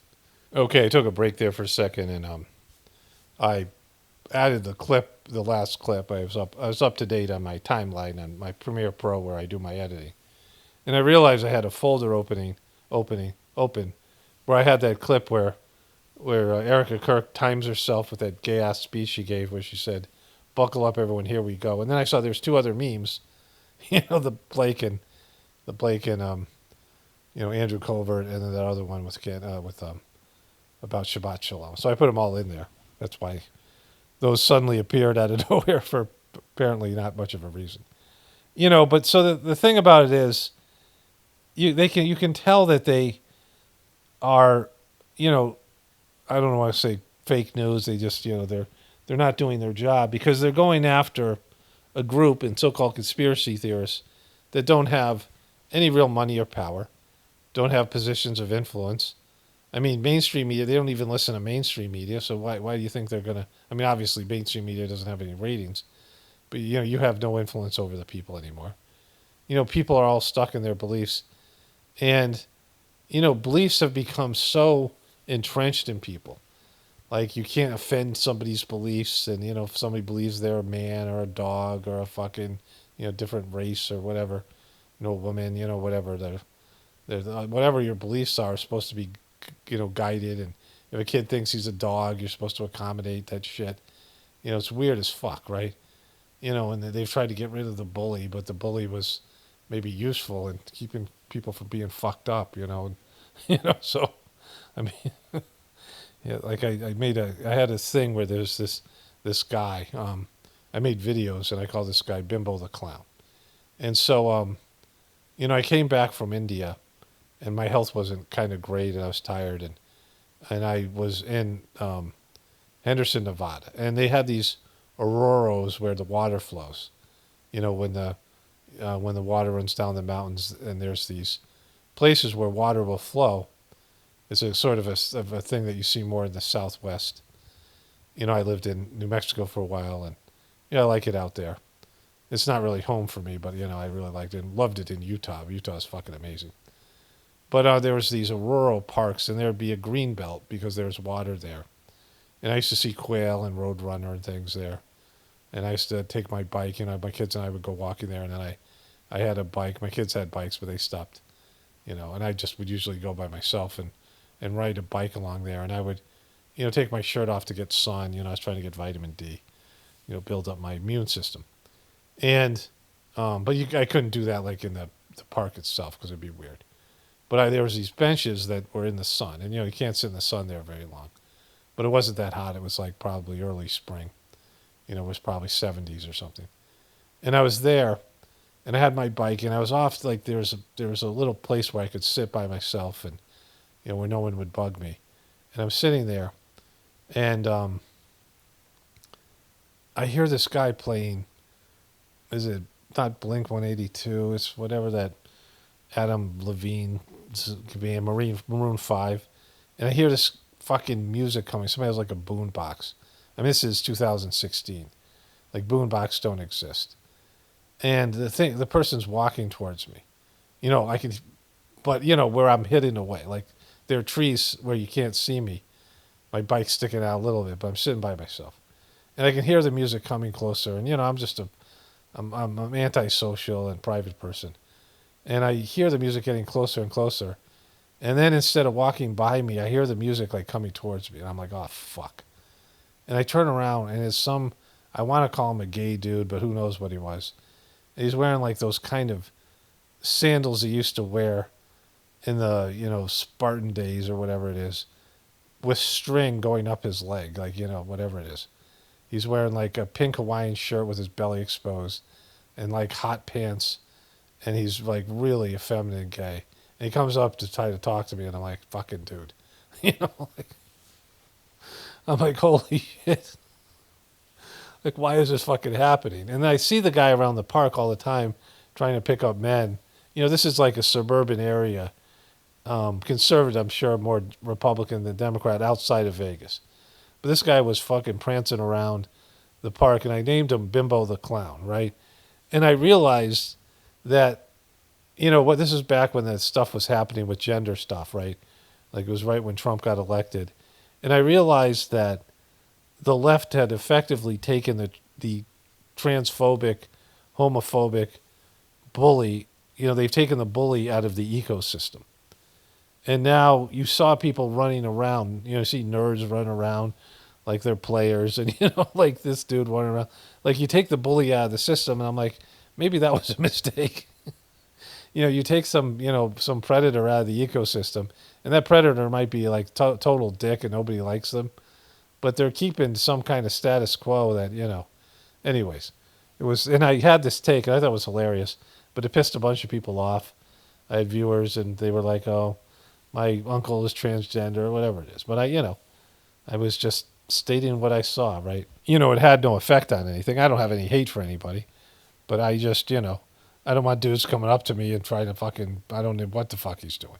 Like, you can see by my body language and my, everything about me, I don't want to talk to you. Right? I don't want to talk to strangers. I'm not, So anyways, Bimbo the Clown. And then actually somebody said that there's these dudes like this that go around, they try to hit on, married guys or people who might question their sexuality, family men, husbands, this kind of thing, these suburban places.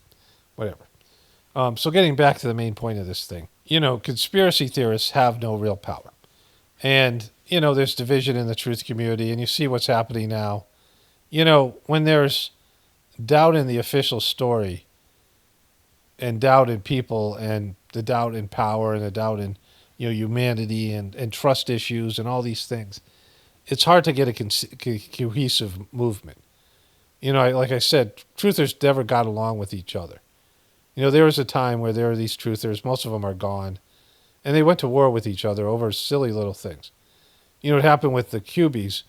There was this kid, somebody sent me this video. The Cubies melted down after Trump's January 6th, and they realized all the shit that they believed and all the shit they were being fed by QAnon, who was either a troll, but really more than likely 99% was an intelligence agency person, because QAnon was used as a weapon against the truth community. And when they finally realized that these sealed affidavits and Trump saying the storm is coming and all that bullshit wasn't going to happen, and they just lost their shit. And they'd been so obnoxious and everyone disliked them. But there was this one kid, and he grew up with his two friends, and they all became QAnon people. And they had a joint podcast they did together, and then they had their own independent YouTube channels. They had a following. And he realized that they were always moving their goalposts, and they were always, bullshitting themselves. So he said he was now doubting QAnon. And his two friends who had known him since childhood said he was a fucking troll, right? this happened with flat earthers. There was somebody sent me a video with that. There was 3 guys that, some rich guy said he was going to take them to the South Pole or North Pole or whatever it was, to show that there's a 24-hour day that blows up the whole, the flat earthers don't have a working model, and they never admit it, but they don't. That works with the time zones and all that shit. I mean, their model, like, it's where Earth is just not flat, and it can't be based in the scientific data, but they just won't acknowledge that. And so these 3 flat earthers went there, and they had to admit that there was a 24-hour day. And as soon as they did that, all the flat earthers that knew these guys, and these guys were reputable, started to talk about how they were shills, and, like, it's just how people are. And so, and before that, truthers used to go to war with each other all the time. And, I saw a flat earth video with that main guy, whatever his name was, you know who I'm talking about. And he started dressing up like a girl and doing rapping, and it was against other flat earthers. Like, they had infighting. I couldn't believe how much infighting there was. Like, that was when it was, everyone was turning on them anyway, and everyone disliked them and everyone else. And then they were turning on each other, and I'm like, you can't get a cohesive movement. And people who are truthers and have sort of a conspiratorial attitude usually are suspicious, often loners, people who don't trust or whatever. And it's just like there's small windows of history where they're right. All these people who are end of the world doomsday people, the sky is falling people, they're wrong most of the time until they're not, right? When the empire collapses or the meteor hits, or, once in a while they're right, but usually they're, in terms of their personality configuration, they don't get along with other people. And so there's no cohesive movement. The truth community is zero threat. We know this. It's completely impotent. And you can't, I said this even before when there was this thing called the ad apocalypse. This thing that happened with, there was a video that came out on YouTube in the UK, and it was deemed, like inappropriate in some way, and advertisers started to pull their, McDonald's and Coca-Cola started to pull their advertisement from YouTube, and there was no ads, and until YouTube started to censor, remember? And I said, we should start boycotting. I'm like, we should boycott McDonald's or Walmart, any fucking, company. Like, get your viewers to boycott these companies. And if you get only 5%, you could get a 5% or even, a small percentage of people to boycott, and then just, make this thing go around where there's brand damage to these companies, they'll come running back to YouTube.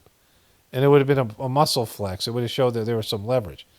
But people wouldn't do that, and people wouldn't have boycotted anyway. But, it was worth a shot to talk about. But, it didn't catch on because people are weak and fucking pathetic, and they don't want to do anything, lazy, so there's no leverage. There's nothing that's going to happen.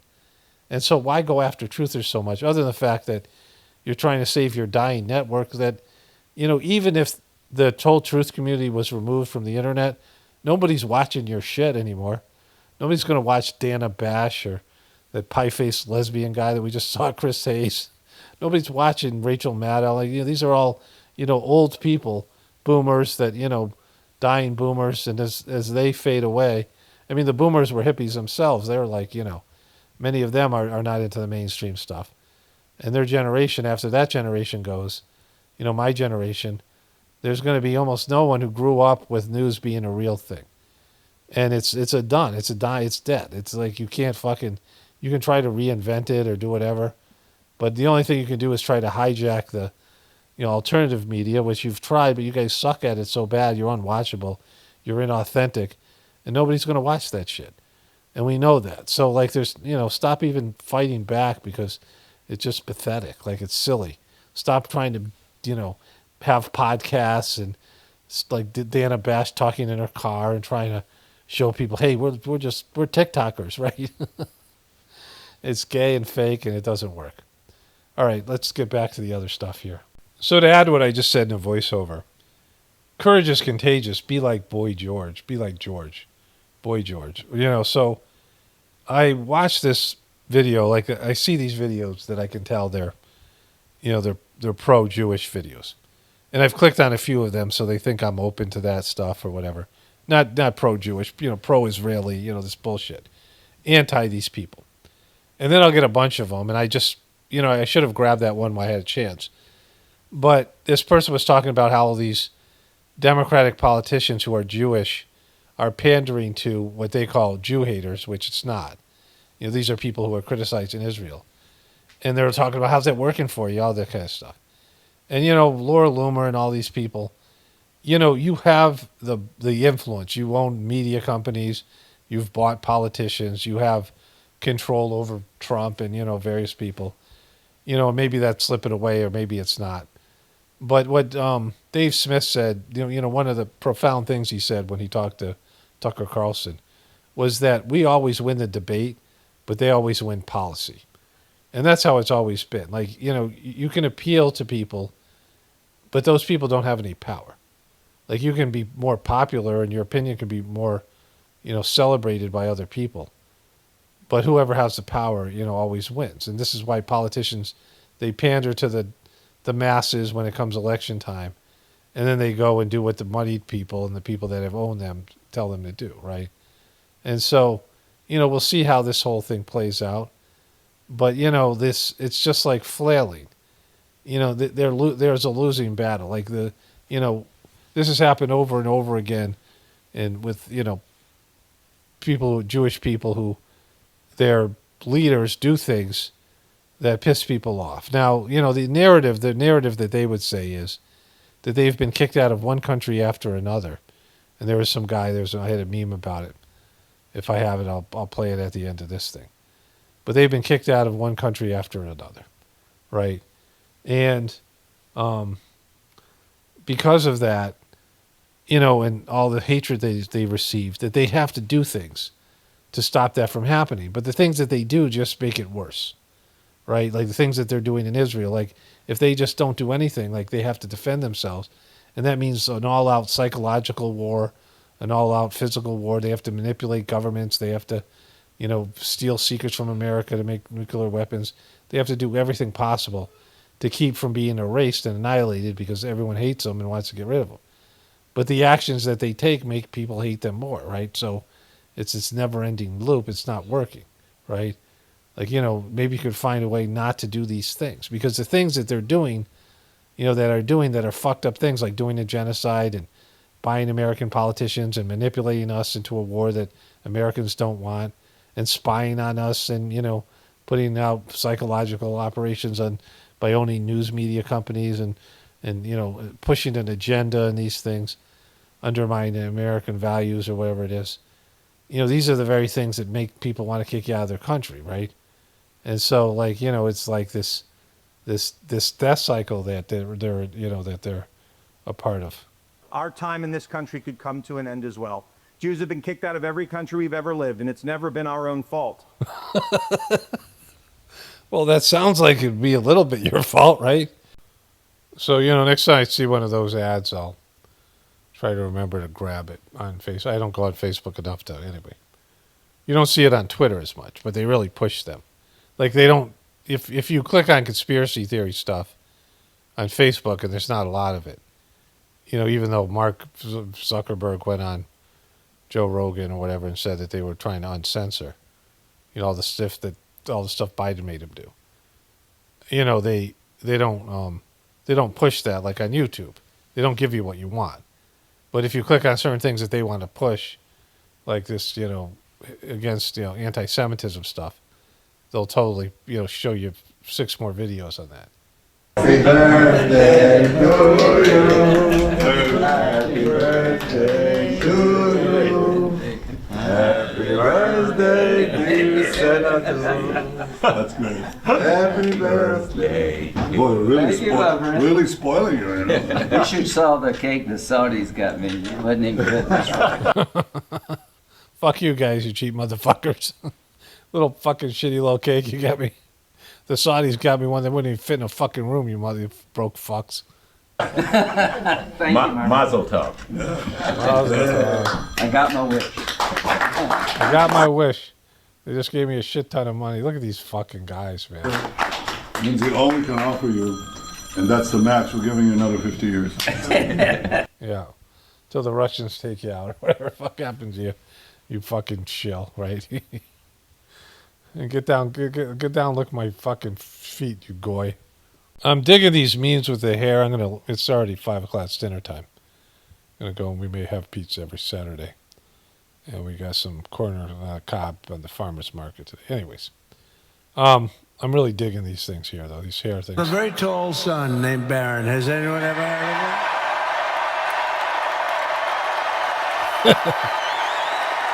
That's great.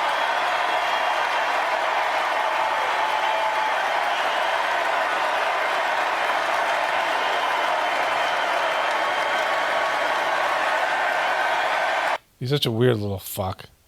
And those Trumps are weird motherfuckers. Like, I've not seen one Trump that's not weird as fuck. Which one's not weird? And, they fuck Eric here. There's Eric. They don't give him a big do. Like, Eric's fucking nothing. Even to memers. Fucking poor little Eric, the forgotten Trump. You know what Eric said? Eric's a good boy. But I'm glad he acknowledges that I'm a good boy. I am a good boy. Okay, here it is. The Squeeze. I'm not sure what year this movie was from. It must have been the 80s, maybe the 90s. Michael Keaton, just a few short weeks ago, nobody even cared who Harry Berg was, if Gary Berg was alive. Now, everyone wants him dead, but for Harry, that's progress. There's the fucking Twin Towers being squeezed. So I checked out the trailer for this movie. So it's TriStar here, with the fucking Pegasus. So I just did a 40-minute voiceover that's going to be at the beginning of my next video about, how people mistake greatness for practice, which kind of is I think a very important, knowledge. I don't know what to call it. And that's going to go up in my next video, so it's kind of a weird day. Today is Sunday, Sunday, August 9th, and this video is going up tomorrow morning, and then I've already started on my next video. So, Michael Keaton plays a down out of the luck, this really bad comedy. Acapulco! I'm not a romantic. You see, there's a Freemasonic floor. Back here, TriStar, this is a pyramid, right? All about that stuff, I think. Then here. Because whoever has his hands on this black box. So this black box. You're looking for this box. This box is this all-powerful black box, and when you have it, you get good luck, and everything works out your way. Is there something else I wanted to show you? There's whatever it is. I don't know. Who taught you to shoot, Ray Charles? Michael Keaton. He's really a big gun, huh? Yeah, it is. Ray Don Chong. All right, so the squeeze. Okay, so here's a scene from the movie. I don't know why that's not showing the picture here. Here's a scene from the movie here. He gets the black box, of course. Any word on Hilton? No, nothing. What do you think it is?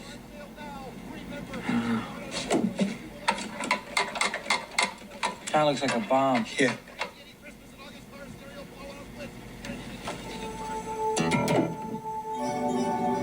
And look, the Twin Towers appear magically.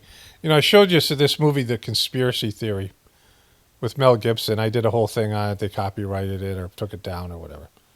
I should find that video and put it up. But there's multiple references to 9/11 in a lot of other things. And the movie, of course, is called Conspiracy Theory. But they're on a bridge, and they're in the background. You can see the Twin Towers, and there's a helicopter that flies, or maybe a plane, right behind the buildings. There's a couple things like that. But of course, it was taken down by nukes, in my humble opinion.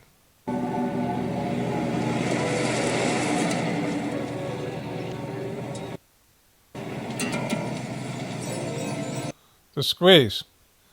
All right. So I want to talk a little bit more about this Steve Ballmer, Kawhi Leonard, LA Clippers scandal and conspiracy, right? Reporting. We have now shown how Steve Ballmer invested $50 million into Aspiration, made the company the founding partner of his basketball team's Dream Arena. Ballmer introduced his superstar Kawhi Leonard to the company, Aspiration. The introduction got made, and then they were off to the races on their own. So Aspiration scammed a bunch of famous people out of money as being a nonprofit that was going to plant trees, right? And they had some financial problems, which Steve Ballmer bailed them out. But he didn't get any compensation for that. Like, he gave them money, and then that money was supposed to go to Kawhi Leonard. But they ended up stiffing Kawhi Leonard of some of his money. So Steve Ballmer had to get one of his people to go in and give them $2 million so they could give Kawhi Leonard a $1.7 million, $77 million payment, right? And Steve Ballmer then claimed Aspiration screwed him over, like he was a victim. But he didn't pursue it. He didn't sue them for the money that they stole, and they went bankrupt. The guy is going to jail. Like, there's a real scandal here. But he didn't go after the money because he knew that they had shit on him, which was he paid them to circumvent the salary cap, right? And this is Steve Ballmer's first years in the as the president, as owner of the LA Clippers.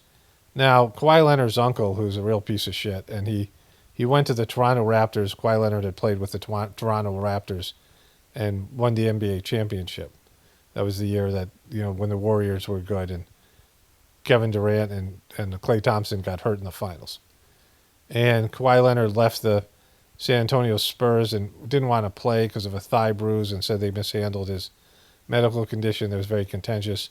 They traded him away, and he went to Toronto, who wanted to desperately keep him, and they were naming foods after him in restaurants in Toronto.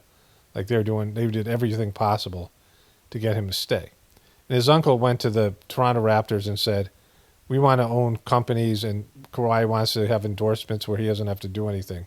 We want money off the books, which is illegal in the NBA, right? To circumvent, there's a very strict salary cap, and a player, Kawhi Leonard was making like $45 million, and they wanted extra money that wasn't part of the, his that was under the table, right?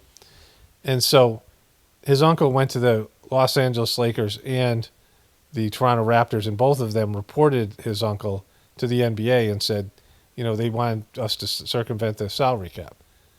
And fucking the LA Clippers signed him and didn't report that that's what happened with them, right? So that means that they gave in to his uncle, right? And the evidence is overwhelming to show that. So, the thing about it is, when you get caught, and this guy's a weird piece of shit, he worked with Bill Gates. He's a Microsoft guy. He's worth like $20 billion or something like that, or more. Now, I don't know. And, he came in and he did some illegal shit. Immediately, tried to manipulate the outcome using his superior financial resources. And now, so many years later, he's gotten caught. And there's more of evidence that came out. When they come out with all these lawyered up statements and all that bullshit, all that stuff that just wrecks things, right? It just undermines the fun of things, the goodness in things, the innocence, by manipulating and then lying about it when you get caught and just being a piece of shit. So it's not a huge story in terms of, it's not affecting people, for the most part. But it just shows you that, like, people in power and money, they try to buy things and they try to circumvent the rules. And then we get them caught, they lawyer up, and they fucking find ways to pressure, and then whatever blackmail and information they have on other owners or whatever it is comes out. Like, it becomes a whole fucking, scandal. Like, he has to be punished, almost maybe banned. He might, get years being banned from, whatever it is, right? Kawhi Leonard should suffer too, whatever. But it's, there's never any real accountability. Like, this is a rare case where somebody's going to actually probably be caught and there'll be some minor punishment. It's always less than it should be, right? For these kind of guys, the people that you call the elite. But it's just the fucked up, little kid, immature, Trump shit that people do. Like, this is, Trump's been good at being a grifter, and these people are all grifters, but they have all the advantages. The system's rigged in their fucking favor. Trump going bankrupt is like, how the fuck do you go bankrupt when you can borrow cheap money I mean, almost money, almost at, with very low interest, and turn it into something. How do you go bankrupt so many fucking times, right? Like, how bad are your bets? How bad are your instincts? And all, I mean, it's like this whole thing. Like, when you get that kind of advantages, you should be able to turn a loan with 3% interest into, if you borrow like $100 million, you should be able to turn the interest on that, the profits you get from the $100 million into, 15% or 10%, or even, if you're getting to that 3% interest, if you get 6% profit, then you make a shit ton of money, right? Like, it's not, I mean, if you're borrowing all this money and then you turn, your payments are the payment of the loan back and this interest, and you start turning all this profit, then you're going to make money, right? 3% profit, 10% profit, whatever it might be. And if you can't do that, like, you must be a real piece of shit, right? But then they have to cheat on top of it. And like, I mean, it's just like a sickness. It's a disease. These people are worthless. And, there's no, people look up to these people, but they're the lowest of the low. They have everything. They're greedy and they want to cheat. And, the system's rigged in their favor and they still want to fucking cheat, right? Okay, so there are a bunch more of those Trump hair videos and they're just great. There's one where he's like sort of on a skateboard, or I can't tell, but he's, they're playing Fleetwood Mac's, I think, Dreams song. I can't show it to you because it's copyrighted. And it's just like his hair's blowing in the wind. It's just great. And so Abdul El Sayed is fucking, he's bringing the troll in here.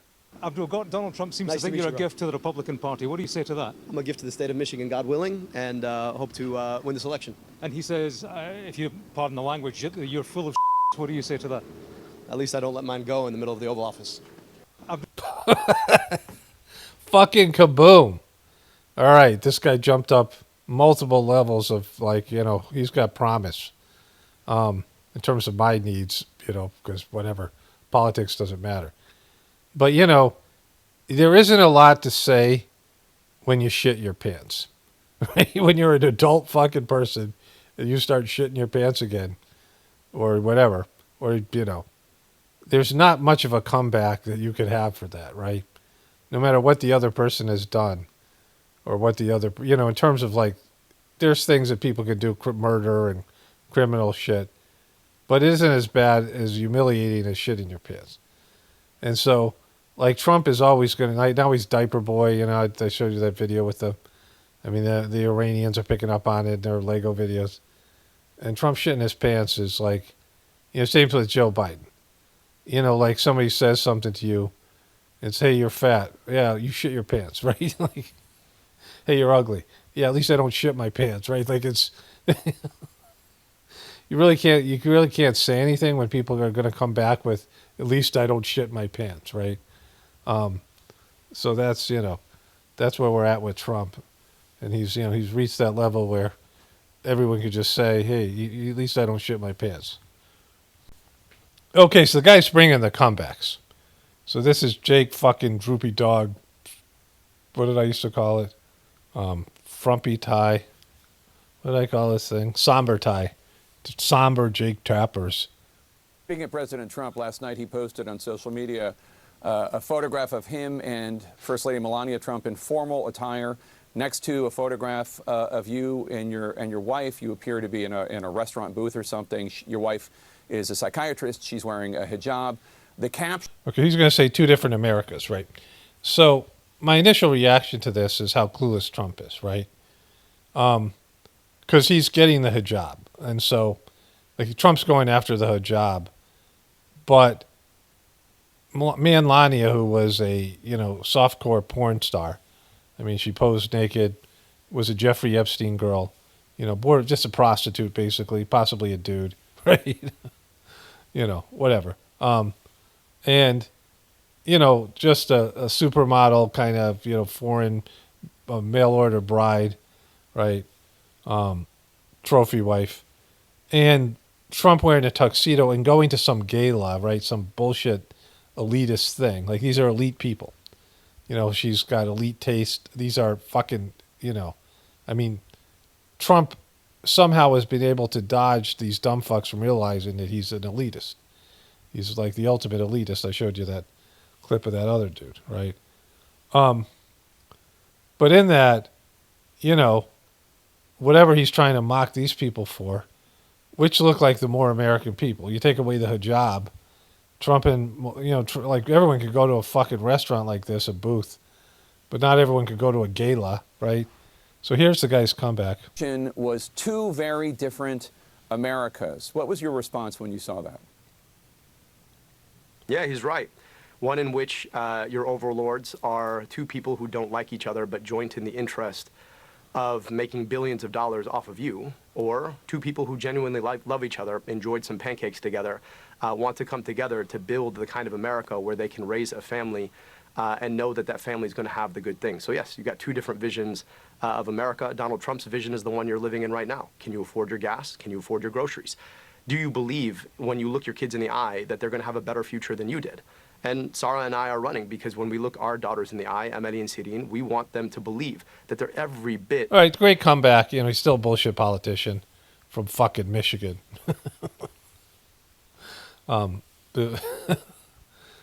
There's some Michigan things that I, you know, I'm not a state based. I don't have a state I root for, but there are states where, you know, you meet people from that state, whatever. But anyways, you know, he's a bullshit politician and he's going to take the money and he's propped up by whatever.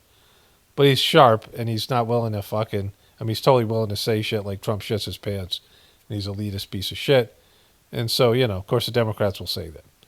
But anyways, you know, he's definitely winning the fucking troll battle. So somebody asked me a question about, you know, how God comes through me, which I am eager to answer. Kind of interesting question.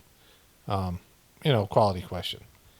And I'm going to get to that in a moment. But on my phone, Candace Owens, you know, they post these things. I don't know how to do it. I should probably do it. Where you post something text-wise and it goes out there and people watch your videos. You know, you can tell that they promote Candace Owens and Tucker Carlson because, you know, I haven't watched Tucker Carlson's videos since he copyrighted me, and so they don't come up anymore because I'm not going to use his content because they're always copyrighted me because they're little bitches over there. You know, they steal shit, you know, so ideas and things like that. Thieves. But Candace Owens posted this. You know, I watched a little bit more of this Brandy Zanagli. I don't know why I have so much trouble with her name. And she goes in pretty hard on Candace Owens. And I just, you know, she has an annoying voice. You know, and I've talked about this. There's people who, well, when you think about like bird calls or insect noises, and sometimes they're very pleasant. And sometimes like insects can blend together. But if you ever have like a grasshopper or a cricket in your room, it's loud as shit and you can't go to sleep because it's hidden underneath your fucking bookcase or some shit, you know. But there's some insect noises and some bird calls that are hard to hear. There's some noises in nature. Some people have very pleasant, soothing voices, and some people have voices, or maybe it's the energy the person has that comes through their voice, the vibration, but it's very off-putting. And Candace Owens and Erica Kirk are two of those people.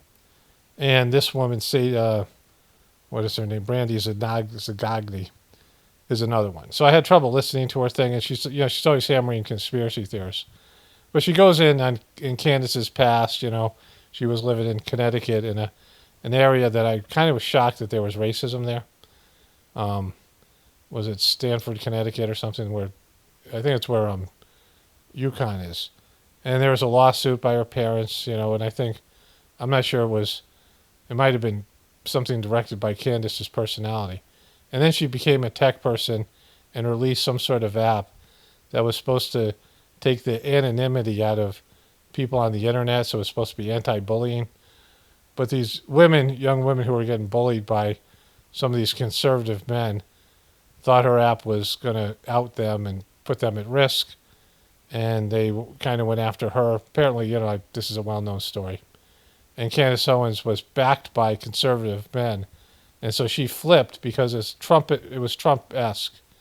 that she became a conservative because liberal women went after her. Like, so this is, when people get, when people go after you from a certain group and you flip and you go to the other group, like it's a silly thing. Like, so the Republicans are so much better than the Democrats because the liberal women attacked you. It's silly, right?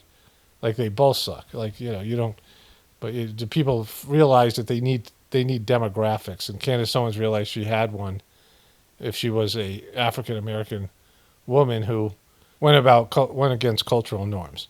But this Brandy Zagnagdi did a very Candace Owens type of profile because they always copy truthers or, whatever, the alternative media. The mainstream media always copies the alternative media because their media sucks and they're trying to, do whatever they can to get their head above water, and they never will because it isn't their methods or the way that they present it. It's that they are owned by corporations and governments, and they're shills, and they can't ever be authentic.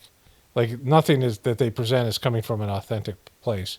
And you could say the same thing about Candace Owens. So then I was outside, and I looked at my YouTube thing. I was listening to videos, and I was scrolling through it, and, sometimes I put it on when I'm working outside. And this message from Candace Owens popped up. And it was about Brandy Zagnagdi, and I was like, oh, that's good. And so she says, can you imagine sitting down with the woman who authored this tweet just 6 days after your husband was murdered, insulting your husband as a conspiracy theorist? And the tweet was this. Charlie Kirk trafficked in conspiracy theories. In death, he became the main character in the ultimate one, spun by the White House. It's a tactic I imagine Kirk would have approved of. And so I think she was saying this because she didn't like Brandy Zadrozny said this because they were targeting trans community, right? She's a liberal, whatever. And so when the Trumpers and the powers that be went after Tyler Robinson and his furry trans lover, the gay community, I guess she was speaking about that. So she wrote, Charlie Kirk trafficked in conspiracy theories. In death, he became the main character in the ultimate, spun by the White House. It's a tactic I imagine Kirk would have approved of. And so Candace Owens go on to say this. Charlie Kirk hated this reporter, Brandy, so much that when she contacted me almost immediately after his assassination, I had a visceral reaction, told her to kick rocks and reminded her how nasty she had been to Charlie and TPUSK. It is, of course, expected that Charlie's wife didn't care about that at all and chose to open the doors up and grant Brandy an interview, despite the nasty articles that Brandy wrote about Charlie, which are still available on the internet. I learned that Erica prefers to grieve with Charlie's enemies. I'm glad Brandy included my response to her in this trash piece. I'm sorry, but I cannot, with any person still pretending there isn't something deeply wrong with Erica immediately taking over her husband's organization, only to partner and collude with all of his enemies.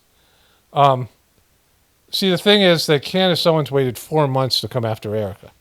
But she says, anything wrong with Erica, Kirk immediately taking over her husband's organization.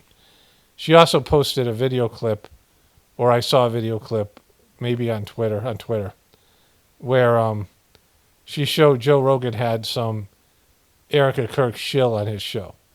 And he was saying all this shit about Candace Owens and about how when he saw Erica Kirk, he just went up to her and said, I'm so sorry, and all that shit where they're trying to make Erica Kirk into a grieving widow.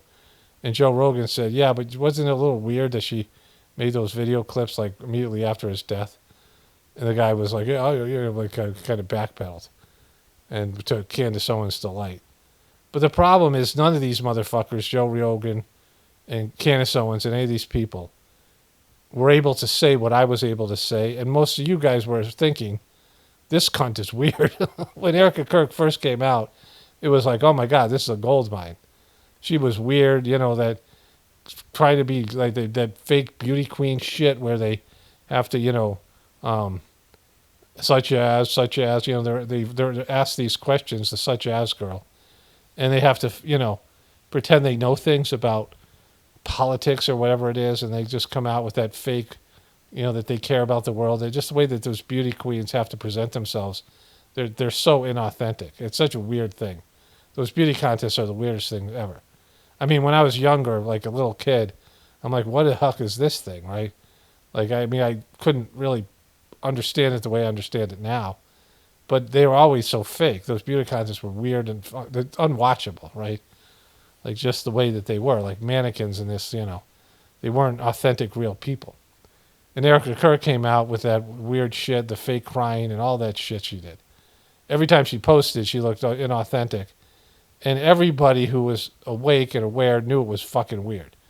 Included all the Fox News people, all the people. Like all the reporters, all these people are like, they're cynical as fuck. And they had to go on and pretend that they liked Erica Kirk because they were given orders to do so. And the Democrats and everyone else didn't want to, go after a grieving widow. And Candace Owens and Joe Rogan and the rest of those pieces of shit, Tucker Carlson, they didn't want to go after her like so short after Charlie's death. And even now, Candace always hated her. It was clear that Candace, when Erica came in, Candace was out on her ass in TPUSK and with Charlie. Like, she had Charlie kick her to the curb. And she was always bitter about it. But they waited too fucking long because, sometimes you have to take, they have much bigger audience and they're much more public figures than me and, the rest of us. And because of that, and because of their bullshit, they have to wait until, it's safe for them to come out. So that they're worthless in terms of being truth tellers because they don't tell you the truth. They're not authentic, right? So here she says, I'm sorry, I just cannot with any person still pretending there isn't something deeply wrong with Erica immediately taking over her husband's organization only to partner and collude with all of his enemies. Please stop pretending any of this is normal. It feels like we are in the throes of the longest running Dateline episode ever. Mainstream media, when they finally get around to something, sometimes it's a story they can cover. Like, they'll never fully go in on Trump's relationship with Israel. They can't cover that ever. Like, ever.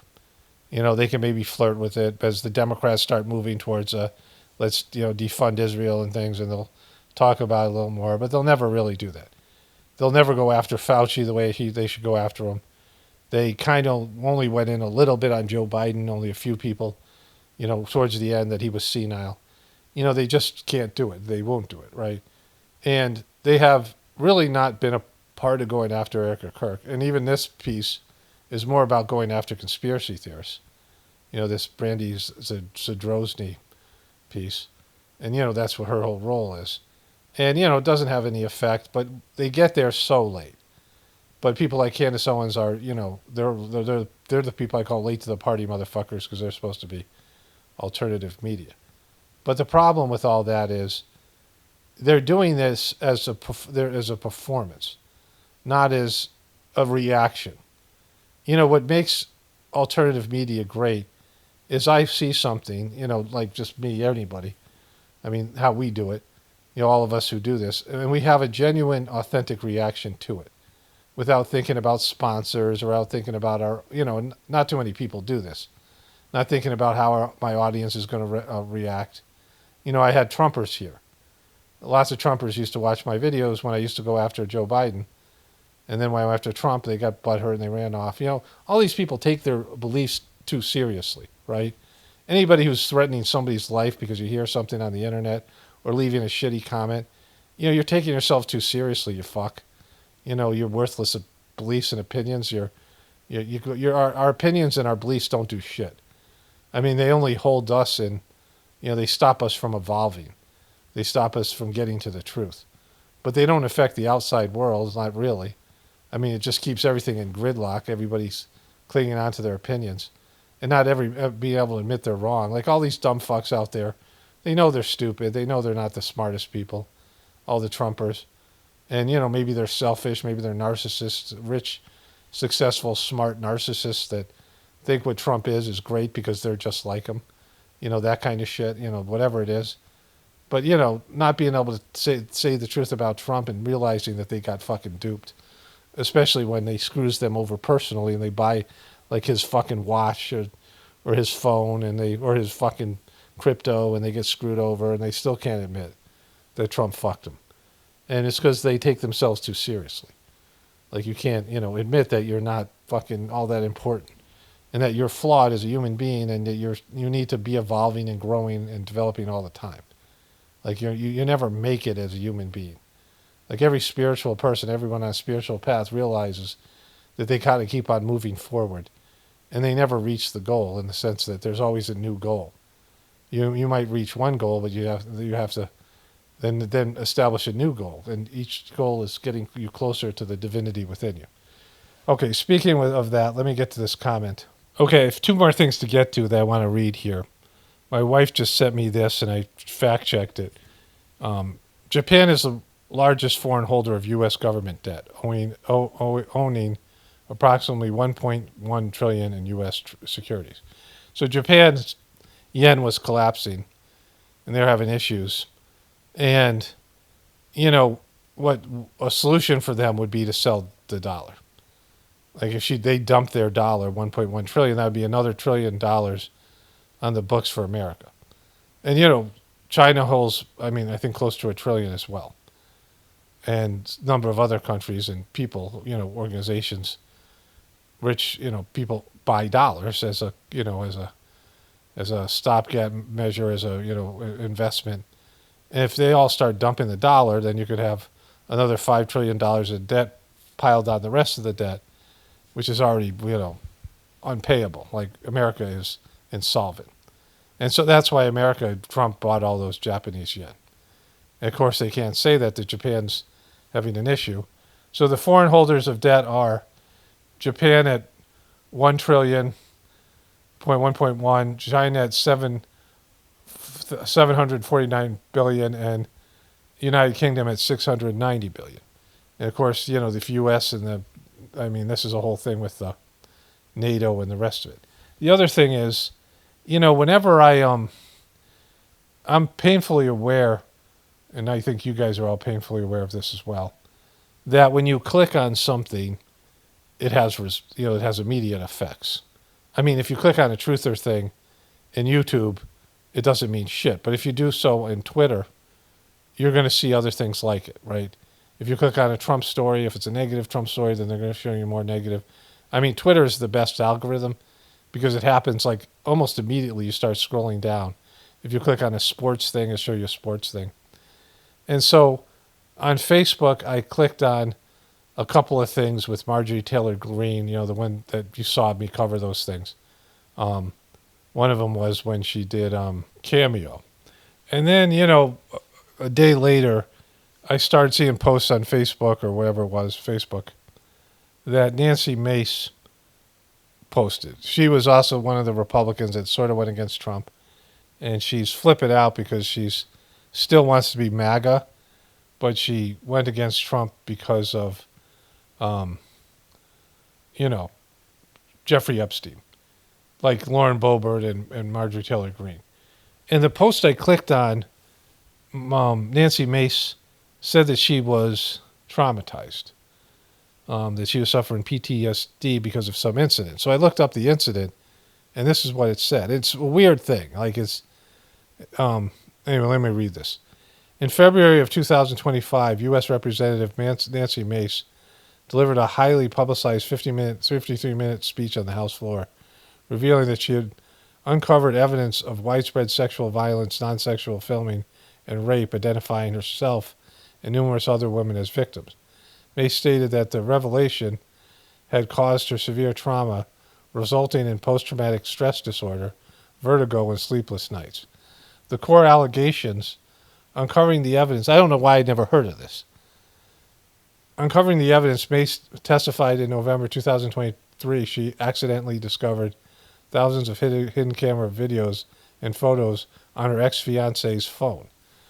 Among the files, Mace discovered a video of herself naked, incapacitated, and being raped without her knowledge or consent. She also revealed she had been physically assaulted before fleeing her home. The accused individuals, Mace used her speech to publicly name 4 men: her ex-fiancé Patrick Bryant, and associates Eric Bowman, John Osborne, and Brian Musgrave, labeling them as predators. Mace allegedly Mace alleged that the network of files obtains non-consensual imagery of evidence of sexual abuse of numerous other adult women and underage girls. All 4 men named by Mace had vehemently denied the allegations, calling them false and pointing out she utilized congressional legal immunity to make the public floor speech. Investigators of South Carolina State Law Enforcement Division confirmed they opened an active investigation into the allegations. In May of 2025, another survivor mentioned Mace's speech filed a civil class lawsuit against 3 of the men, which Mace publicly supported. One of them accused has also filed a defamation suit against Mace. Mace had previously spoken publicly about being a survivor of separate sexual assault during her teenage years, knowing that the navigating these combined traumas has required intense therapy. Like, it's been 2 fucking years, and this is supposed to be something like where, if a woman of this type of stature comes out and says this stuff on the floor of the House, how has it taken, this many years? I mean, she was talking about this before she did the speech in 2025, right? So this has been a year and 6 months since she did the House speech, but 2023 is when she, testified about this. So why isn't there? She was a fucking House of Representatives person. So either it's bullshit what she's saying, or they have a completely inept court system. And she's going around now slamming liberal women. She sided with the Epstein victims and against Trump, and that cost her seat in the House. And I guess she ran for governor and got shut out because, there's a lot of dumb fucks, that are Trumpers in South Carolina. But, holy shit. How is this not a bigger story? Either she's fucked in the head and she just made this shit up, or this happened and there's some major cover up and it's an Epstein thing that's happened, like a new Epstein thing, but it's getting no support. So that's completely fucked. There doesn't seem to be. So I did a follow-up question with AI Gemini. Any charges in this case, I asked. No criminal charges have been filed directly stemming from the sexual assault, voyeurism, and child exploitation alleged allegations by Representative Nancy Mace. The South Carolina State Law Enforcement Division maintains an active ongoing criminal investigation into her ex-fiancé, Patrick Bryant, and his associates. However, the legal landscape surrounding the situation involves other related actions and unrelated legal issues. Unrelated domestic violence and harassment arrests. One of the 4 guys in August of 2025, Eric Bowman, one of the 4 men Mace publicly named, was arrested in Charleston County and charged with stalking, first-degree harassment, and domestic violence.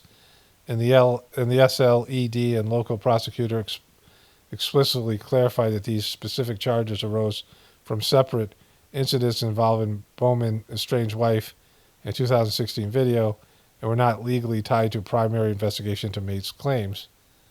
And then there's a few other things. Political backlash. Mace had publicly feuded with South Carolina law enforcement and local prosecutors, including Ninth Circuit Solicitor Scarlett Wilson, accusing them of slow-walking the case and failing to hand down the indictments despite having thousands of files and evidence. Prosecutors have maintained that they must wait for the SLED to officially conclude its complex multi-jurisdictional evidence gathering before any criminal indictments can be made. Would you like to know more about the civil court updates? No, I'm all set. Thank you. So that's, pretty fucked. Okay, so some person asked me this. Hi, Paul. I want to ask you, in what form do you receive the instruction you receive from God on what he wishes you to do? But at the same time, I realize that I'm challenging your belief in what you believe you experience, and I don't want to do that. I'll leave it up to you if you want to explain the experience in the following upload. I'm not trying to shit on your beliefs. I'm truly curious. Hope this doesn't make me a piece of shit in your opinion, but know that I am truly one. Thanks, Paul. I'm trying to be grateful. The starting point of the future, the truth will always slap you in the face. So this is not challenging my beliefs. Challenging my beliefs would be some Christian writing So what form of God do you worship? Do you worship the one true form of the one true God? This kind of bullshit, right? This is not challenging. These are the kind of questions people should ask. And there's in-depth explanations about understanding divinity the way that it is presented in the Sage-Mark system. And so I'll answer what form God is first, and that's not really a question here, but you have to talk about that first, and then to get to the second piece. And so God is formless in the Sage-Mark system. God is without form and substance. Okay, so I found this great quote. This is the premier quote from Babaji, the second master of the Sage-Mark system. God is not to be found within the fold of a particular religion or sect. He is not confined within certain forms or rituals, nor is he to be traced out from within the scriptures. Him we have to seek for in the innermost core of our heart. That's one of his wonderful quotes. And the part that leads up to that is great too, but I'd have to go find that in a book as a whole thing. But that's more than enough. That's what I was looking for. And so, God isn't to be found in any forms of rituals or religions or books, the Bible. You find God in the innermost core of your heart. And that God is without form. The idea in the Bible where man is made in God's image. Image is the wrong word. In God's essence, right? Because your soul is, is like the essence of God. Your soul is akin to divinity. Your soul is made, in God's formless likeness, right? Like God doesn't have arms and legs. God isn't a person. He's not a king sitting on some throne. That's for dumb fucks, and that's okay. Like it's okay if that's what for people who, there's different levels of evolved consciousness in the human form. And you can either be evolving and moving forward and expanding your consciousness, or you can be regressing. You can't be in a stagnant position. And there's some people that don't have the ability for abstract thought. They're not pieces of shit or I call them dumb fucks, but that's just where they are. And I don't even call those people dumb fucks. Is more for people who know better or have more potential and they're just not using their potential. But for very primitive people, in terms of their understanding of, what they could understand in terms of the abstract essence of God, you have to give them some form and substance. And so for those people, there's like one true God and, there's a religion and there's, and that's all they can do. And that's fine, right? That's just whatever it is. But in terms of the Sage-Mark system, it's more sophisticated. It's for people, it's like when you become a Freemason, they give you information in the beginning and, whatever limited information.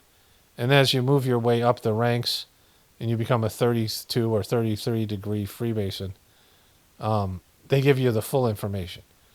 And, whatever that information is, you have to, eat shit and do whatever you have to do to go up and, become a black belt, right? This kind of thing. In the Sage-Mark system, you receive the same transmission, the same information, all this shit on day one. Like it's for, people who aspire for something better and have, potential, and they know that there's something more. And the idea of God being formless, God doesn't have a mind. God doesn't think. God doesn't have a personality. God doesn't have an ego. God doesn't have any of the things that human beings have. Like those are things that your soul doesn't have either, right? Your soul creates an ego and creates a mind, a manus, right? These subtle bodies. And so there's a spiritual mind, like a something that exists in the etheric world that creates your physical mind, your brain, and your mind, right? There's a field, an energetic field that creates your brain and your mind, it creates your heart, all these things, right? These various subtle bodies that create the physical manifestation of your consciousness. It's like, there has, your soul has to translate itself into a human body.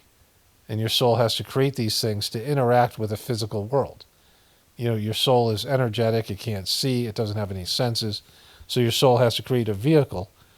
And so you're living in this, this vehicle that, is created so that you can experience. It's like, having an avatar in a video game, right? You have to have some kind of, something made up that fits in the video game. Like a human being can't go in the video game. Like you have to enter into that realm of that world, even in virtual reality. You have to leave your human, in the real world behind, and you have to go into cyber world, right?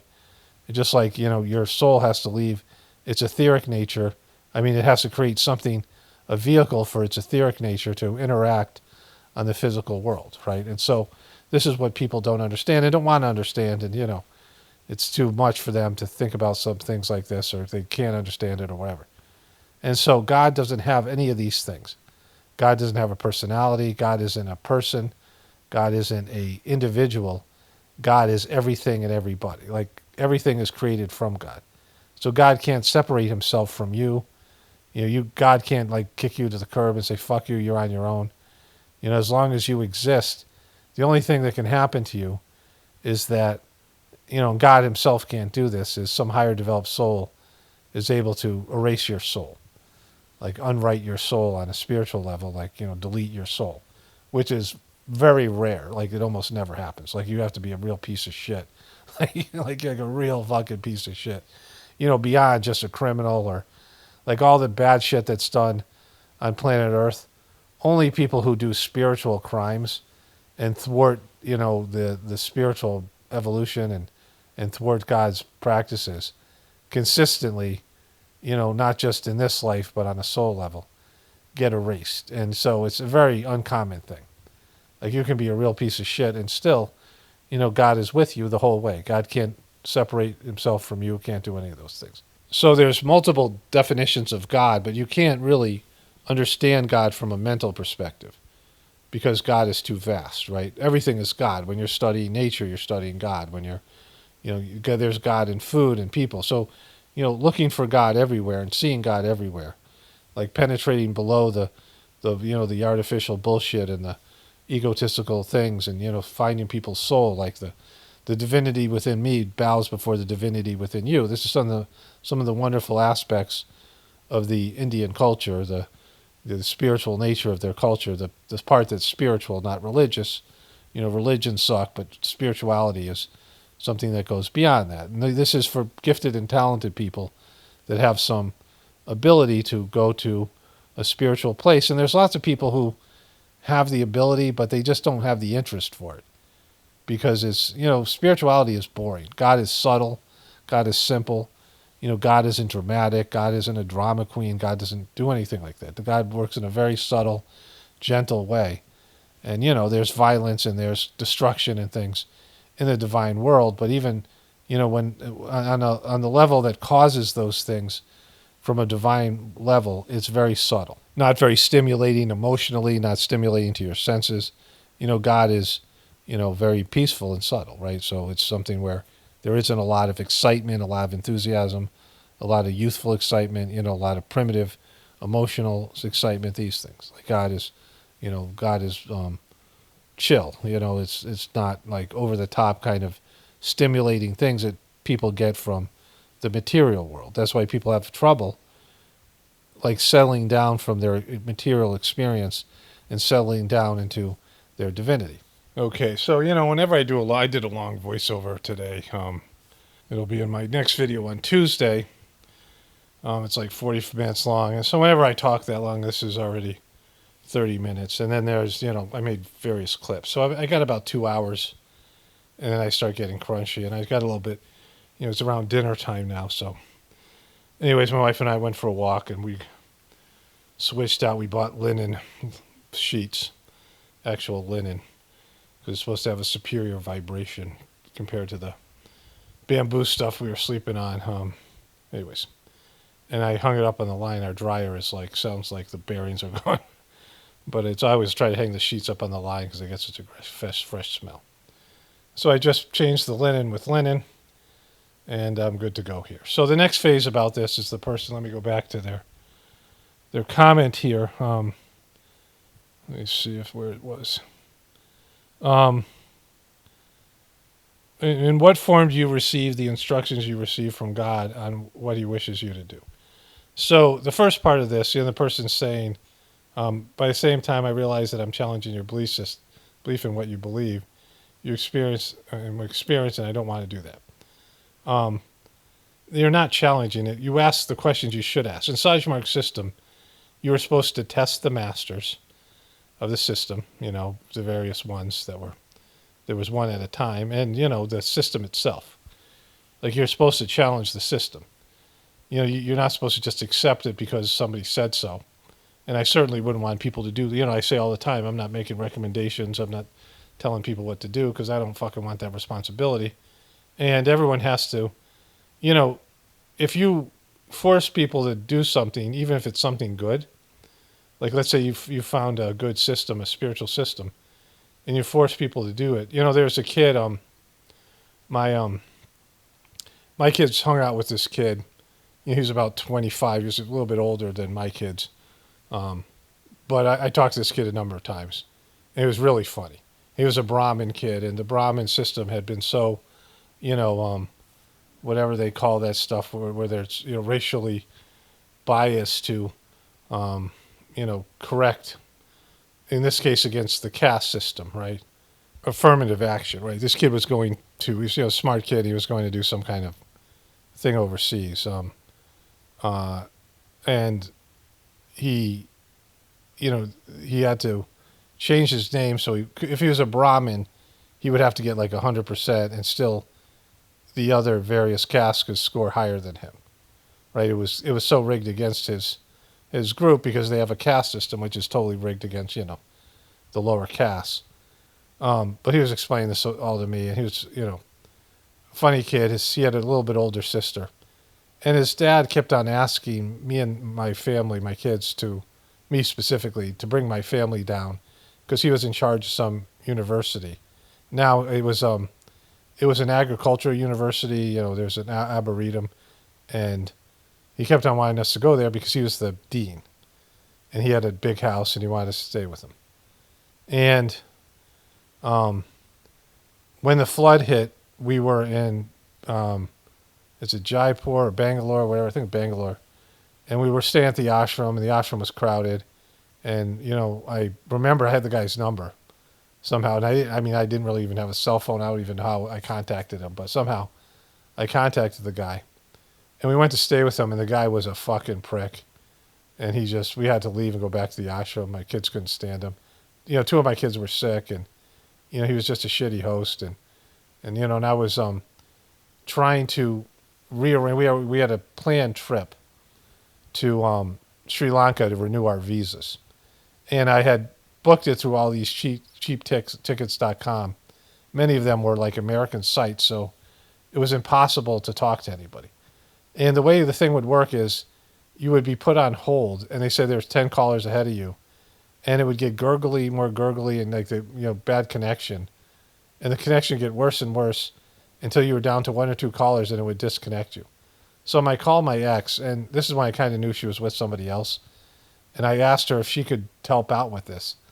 And she pretended that she was, but then she said, no, I'm not going to do that. And I was counting on her douching. I was like, what the fuck, right? I was stuck in a foreign country, and we were about to overextend our visas. And she was, stealing money. It was a whole fucking thing, right? She was a nightmare. But then I was also trying to get all the footage I had up of the flood in Chennai. Some foreign news agency wanted to use my images, some of my video from the flood. And I was trying to get that up. I hadn't posted videos in a week because we didn't have internet. My channel was starting to take off. That was when I was getting some millions of views at times. And I thought the story would pop because it was a natural disaster. But no one gave a shit. It ended up being kind of a non-story. People didn't watch my videos. But anyways, while I was doing that, my daughters both became sick, and we were all kind of struggling. And the guy was he wanted to be praised. This guy, he wanted to be, complimented, and he was like a Trump. And my kids hated him. My kids really disliked him, and he's just annoying. So we left. But his son had said to me that his father once said to him that if he didn't start practicing Saj Marg, he wouldn't be his son. And he goes, so I wasn't his son for 6 months. He disowned him if he didn't practice Saj Marg. And if Charji had known about that, he would be furious. Like, he would be very upset with the guy. Because this guy was a preceptor and sort of, he was a professional person and, somebody who was with some credibility in the community. And you can't, make your kids do it. Like, it's stupid. It goes against it. Sizemore system, no force is to be used. And you're supposed to own your participation. You're supposed to choose it like an adult and test out the system. Ask questions, and you should do that about any system. Because most people just inherit their religion from whatever their parents are doing, and then they react to that religion and then never really search for something on their own. And Babaji gave specific instructions for people, like, if you want to find your true spiritual path, then just pray to God for seven nights, before you fall asleep. Like, right before you fall asleep, and eventually the answer would be revealed, right? This kind of thing. And there was other things within the system.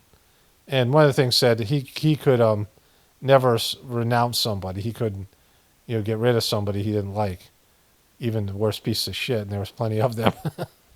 But they could quit anytime they want. Like, it's a unique aspect of the system that people can quit without any harassment, without anybody calling you, without any guilt trips, any bullshit. Like, you can just walk away at any time, and there's no, nobody says anything. There's no threat that you're going to hell. There's no consequences. You can quit any time, and it's just, like, you if you ever want to come back, your doors are always open. This kind of attitude, and so, but you're supposed to test out the system. So that's the first piece.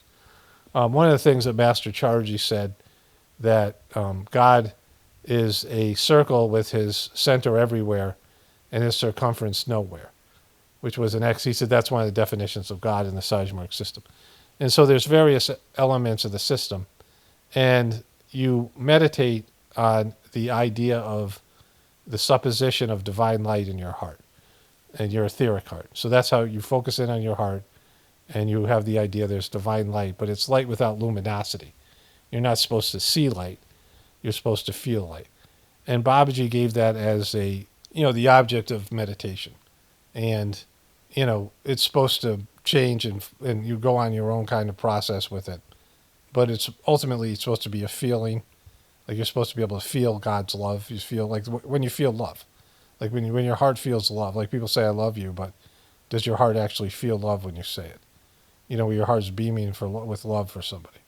Right? Especially, like, if you miss somebody, you haven't seen somebody in a while, or they, they had a brush with death or something, and you realize, like, something like that. There's these moments where you feel love more than other moments. Sometimes you just look at somebody and you feel love for them. I had this with my parents twice. It was the only time I felt it. Like, my mom got up and made me breakfast, and she wasn't a good cook, and she wasn't like, it was nothing like, great. But she got up, and I had soccer practice when I was in high school. I played 1 year soccer, and it was a Saturday, and my mom got up early. I had to be at soccer practice at like 7, and she probably drove me. She got up and cooked me breakfast, and I looked at her, and I was like, she does a lot of stuff for me. I thought about all the things my mom did for me, and I felt love in my heart. And that same year, I fell off of a zip line, and my mom was gone, so my dad had to deal with it. And my friend who was there, we built this zip line in our backyard, and I was concussed. I was out for 12 hours. And my dad came back. My friend got my dad, and my dad, moved me. And my friend was like, don't move him, because my dad was a fucking moron. My friend was like, I had to tell your dad not to move you. He's like a fucking, I was like 14. My friend was like 13 or something. And, he had to tell my dad, like, you don't think you're supposed to move him. But they called an ambulance, and the ambulance came, and they took me away, and I woke up in the hospital. And my dad was freaked out. And it was the only time I felt like my dad loved, my dad was narcissistic and just a loser and, incompetent. But, like, that moment, like, he got beyond all of his bullshit. And he showed actual real concern and love, like he freaked out, right? So those were the two moments. But, like, so, you feel love in your heart. What does it feel like? And so in the Sajmark system, you feel that energy. And there's, if you've ever felt like you've been at the beach at sunset or just anywhere at sunset, and you feel a shift in the energy, like you can feel, I don't know how to describe it, but there's times that it's more spiritual, like you can feel God more profoundly, more easily. And that's part of the Sajmark system. That's how it feels at the ashrams, but even more, for people who are sensitive to it. And so when you start meditating on your heart in the Sajmark system, you start feeling things in your heart you didn't feel before. And that's because of the cleaning, and your heart expands. You start feeling compassion for people. You start feeling, there's a movie where Arnold Schwarzenegger became pregnant. And he was watching some commercial, and he starts crying over the commercial like it's some, chick flick kind of commercial. And he starts crying. It's kind of a funny scene. But, because he was pregnant, he had these hormones, and he was feeling things at a different level. But women, when they're pregnant, or women when they have babies, and, there's this stuff that happens, and there's a bond, and, people who feel, sometimes you feel things more deeply, right? When a baby's born, or, when you get married, or somebody dies, and you feel something, like you penetrate to, you get beyond all your bullshit and your focus and your routine, and you feel things more deeply. And that's what happens in Sajmark system. You start feeling things in your heart. And so, there's various ways that people communicate. When you're a preceptor, you transmit to somebody, and you're able to read their condition. Like, you can see their internal world as a map of these 5 hard points, and you see where there might be something blocking the light, and you clean that off, whatever it might be. Sometimes you'll get an idea of what it is. Like, sometimes it'll come to you that it's the person, maybe is, like I had a kid that came to me as a preceptor, and I was giving sittings, and the transmission wasn't coming out. And the only people who can't receive transmission are people who are on, certain psychological drugs, either, some kind of severe drug. Like you can't really receive the transmission when you're on drugs, or you're crazy, like you're really diagnosably crazy, and the transmission will just, nurture that. Will necessarily make it worse, but you can't have something that's gonna strengthen something that's undesirable. And so people who are on drugs and people who are crazy, like really crazy, the transmission won't flow. And he used to come for individual sittings and group meditation. And when he wasn't there, and I was do group meditation, there would be nobody in the room. And you're supposed to just do group meditations with the idea that, people in the area, people are there, their soul is just there with you receiving the transmission. It's a way to bring people in, by connecting to their souls, people who would, aspire to do this meditation. And, I talked to some people, because I'm like, I think this kid's on drugs. And so then I asked him, he was like, he was using heroin, right?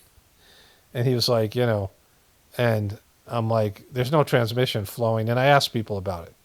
I asked various senior preceptors, and there was one preceptor from Alabama, and he had a lot of hippies from in Mobile, Alabama, where the university of one of the schools is there. I think one of the big state schools is there. And he had a lot of hippie kids that were pot smokers. I mean, I later became friends with some of them, and I knew they were smoking pot. And he was like, don't worry about it, but it was very clear in the, that these 2 guys showed up from Babaji's house at Charji, was second master's house, and then, the guy who was going to be the third master. They came by train, and they smoked hash. And he was giving them a sitting, and they were, their condition was completely wrecked, and Babaji had cleaned them. Whenever you went to see Babaji, he would clean everything he could. And so you would have a pristine spiritual condition. And Charji was like, what did you guys do? And they're like, we smoked hash. And he was like, don't do that. And they were like, Babaji had said only forbidden is forbidden. And he was like, yeah, that's bullshit. Like, don't, that doesn't mean you can fucking use drugs. Like he doesn't want to, make you feel guilty and make you feel bummed about feel like a piece of shit for doing mistakes. But like, and other people are using LSD and these other things. But so I told the kid, he couldn't really do the meditation because the transmission isn't even coming out anyway. And the kid went, but I am a true spiritual seeker. I'm like, well, stop using heroin then, bro. So anyways, getting back to it, your heart starts to feel things differently. And you were just focusing on God. And, some people hear things. Some people have visual, and sometimes it'll be with dreams. There's multiple ways that God can communicate with you. But you start feeling things. Like if you hurt somebody's feelings, you could feel it in your own heart. And so, whenever I have a decision to make, like I just know what God wants me to do. And oftentimes it's a thing I don't really want to do, or, I'm like not psyched about doing. Like there was a time where when this YouTube channel started to pop, and my family and I were in Sri Lanka. This is right before my ex left, when she went back to America. And, I had some inheritance from my mom that had passed away, so we had some money, and we had some money from selling the house, and that was running out. And I needed to find a way to make income in India. And, I had these videos that were getting hundreds of thousands of views.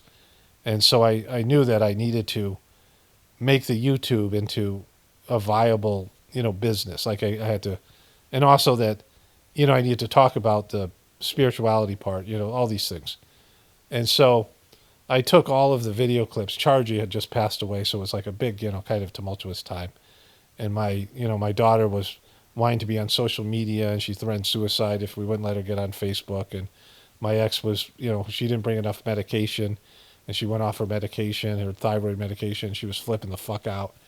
It was like chaos, and, it was a whole kind of bunch of shit that was going on. And I went and looked at my YouTube channel, my analytics page, and I saw that all my videos that were really, I'd made maybe over like a 10-year period, 7-8 year period, I had made like 9 celebrity videos, like over a long period of time. And those were my top 9 videos of making money and views. And I'm like, and basically God was showing me, you need to do this. Like you have to jump into the beast. And I didn't mind making one of those videos once a month, but now I was going to have to do it like every day or every couple of days, put out a video. Back then it took me like a day and a half, 2 days to make a video. And so I'm like, fuck, I don't want to do that. Like I was like, fuck. And then I didn't really want to bring in all these dopes, these fucking dumb fucks that are into celebrity culture. Like it was a lot of people to bring in to get a few good people that could aspire to do spirituality. And, it was a whole thing, but I had to make the channel economically viable. And so it was very clear what I was supposed to do. Like the whole thing was in front of me, and I was like really resisting it. And it also took a toll on me. I'd made some of these Full House videos and some of these things, and they really, like, it negatively affected me. Then after a while, I just got used to it. It didn't, I became immune to it. But in the beginning, it was, it wasn't a pleasant experience. Maybe some of it was, but it just was hard, and I felt kind of gross afterwards. These things are so, like, demonic and just shitty and gross and dirty and whatever, like the celebrity culture and all that shit. But I just knew what to do. Like I just knew, like, there would be a choice, and it was like, yeah, this is what you're supposed to do. It's just obvious. Things became more and more obvious what God wanted me to do, and I would just feel it in my heart. There's various ways. Of course, there's dreams and things that happen. Sometimes I have a dream that'll answer a question or whatever. But usually when there's some kind of choice to be made, like I just know what God wants me to do. And like I said, it's not always the choice. More often than not, it's not the choice I would make. It's certainly not the easiest choice. But always when I do it, I feel a sense of well-being.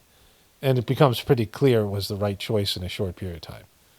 And so in terms of the content I make here, like stuff that, some things are very specific kind of jokes I would make. You can see the stuff that's my personality and, who I am. But like information just comes into me. Like I can, it's not like I'm hearing voices, but it just comes, information on the divine level comes in, not in a language. It comes in a feeling. And you can feel like I'll feel I can feel the energy in my heart, and it'll sort of, my system will like translate the energy into ideas, and, it happens automatically. Like when I look at something and, I get these ideas about it. Maybe sometimes when I go for a walk too, the ideas will come even more, strongly. And, I'm outside, especially when I walk alone with my dogs. I'll just go around the pasture one time and I'll come in and have all these things to say. Or sometimes I just start picking up the mic and there's just this flow of information. People can feel this when anybody does a creative process. There's a connection. some people hear voices, the medium and the Sajmark, does the whispers of the brighter world. She would have conversations, and she doubted these conversations. She's the most prolific medium that's ever lived. She was a medium in a past life, and she was a famous saint, like a disciple in some of these famous spiritual people. But she doubted her messages and her gift her whole life. Babaji's constantly reassuring her, like she hears something that she doesn't, kind of freaks her out. And so, this is the way it goes, but she could hear voices. People who are psychic, they're borderline crazy, like being psychic and being crazy. Sometimes they connect to negative spirits, so it's not always people who channel have to be very disciplined, and they have to, because they can't see a face and use their senses to identify somebody. And so somebody, if they hear voices, sometimes it's their own manifestation of their ego, or it's a lower level soul that's trying to fool them. And it's a whole thing. But, it's still worth it because they connect to higher developed souls. There was a woman who, one of my friends who was a preceptor, was dating this girl.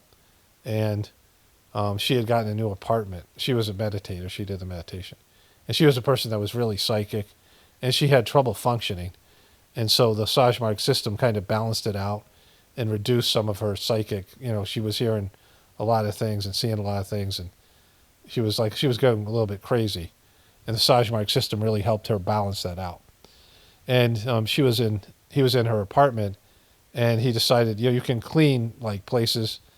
You can do it as just a practitioner of the system, but a preceptor can do it in with more energy. And like you go into a house, you can clean the bad energy out of it, the same way that people do a cleaning of their internal system, and you use your thought force and your will to clean all the negative energy. And so he had the thought that the Divine Master was cleaning her apartment, and she turned to him, like he had this thought, he didn't tell her, and she said, "What did you do? What did you do?" And he goes, "Why?" And she goes, "I just saw Master Charji walk by." Like she had this like vision, like she was a psychic person. So people have various ways of seeing things and, hearing, whatever it is, but it's really about like the subtlety of it. It's a very delicate relationship. It's not something that's overwhelming. It's not something that's going to be, like the way that people would write an email to you, or, send a message to you, or say something to you with language. It's much more subtle than that. It's much more subtle than this communication here. And so like you start feeling God's energy, and then as that develops, it changes your heart is an organ in which, as a spiritual, your etheric heart is an instrument in which you connect to God. And you connect through feeling what God wants you to do. And it's like you'd have three choices, and if you thought about those three choices, one of them, your heart would just light up. That's like, I don't need to do that anymore, but like in the beginning, like I would think about the possibilities, and one, you could just feel the energy, like the energy, it's like, this is the one, like this is, like what I was saying about my ex. Clearly it was a nightmare situation, and there was no way it was going to end well. It wasn't going to be a dream marriage. It wasn't going to be successful by most, standards and measures. But it was what I was supposed to do. And I received, spiritual benefits from it. A lot of things were cleaned out. I evolved from a shitty marriage, right? So even though it was like, in hindsight, it looks like a mistake, it was a nightmare, it was something totally happened, and I'm grateful for it because of how it helped me change. Anyways, my voice is starting to go here, so I think that is, it's not something that you can explain on a concrete level. It's something that you have to cultivate a relationship. It's the way that like you would know what your wife likes or your husband likes. You would know, things that things that you could do that would make them happy. What to say to hurt somebody in your life because you're mad at them or whatever. Like people, you just know the people on a different level. As time goes by, you just develop these relationships or whatever. And so like, you become more sensitive and you have an understanding of things. It's the same thing with God. If you develop a relationship with God, God doesn't have to communicate with you. Like you already know the answer. Like let's say you're going to ask your parents a question, and you already don't know the answer before they even say it, right? Like you know what they're going to say because you just, you know how their minds work, you know who they are as people. You just get a sense of things. And like it's the same thing with God. Like, God has a way of communicating without language, without, thought, the way that we think about things, the way that we use our decision-making process, just, through feeling, through your heart, using your heart. And when people say follow your heart, really you have to have a clean heart and you have to have a heart that's connected to God, and you have to have all these things. Following your gut, those are your lower tendencies. Your gut is your animal instincts, and so that's more of an animalistic physical decision. Your mind is a computer. It's like analytical, and it'll tell you what the best logical action is, practical and logical, if you use your mind without consulting your emotions, what your emotions are telling what you to do, what your fear and your anger and your lust. And people talk about making decisions with their with their sexual urges or whatever it is, right? But if you clean all that stuff away and you get beyond even your thinking process, your analytical process, and you're able to connect with your heart, God can communicate through feeling what you're supposed to do. And almost everybody knows what they're supposed to do. They just don't have they don't want to do it, and they don't have the confidence to do it. And, so they don't do what their heart's telling them to do because they don't, have a system, and they don't have a good relationship with God, even though the information's coming through. They're too gross and they're too crazy to, allow that information to affect them. That's why there's the cleaning process inside Shmarg and years of meditation, and then, all the rest of it. All right, I really have to stop now. Only spirituality will save this world. It's Power Bottle definitely pointing from the apocalypse and the ascension. Everyone have a blessed day and be grateful.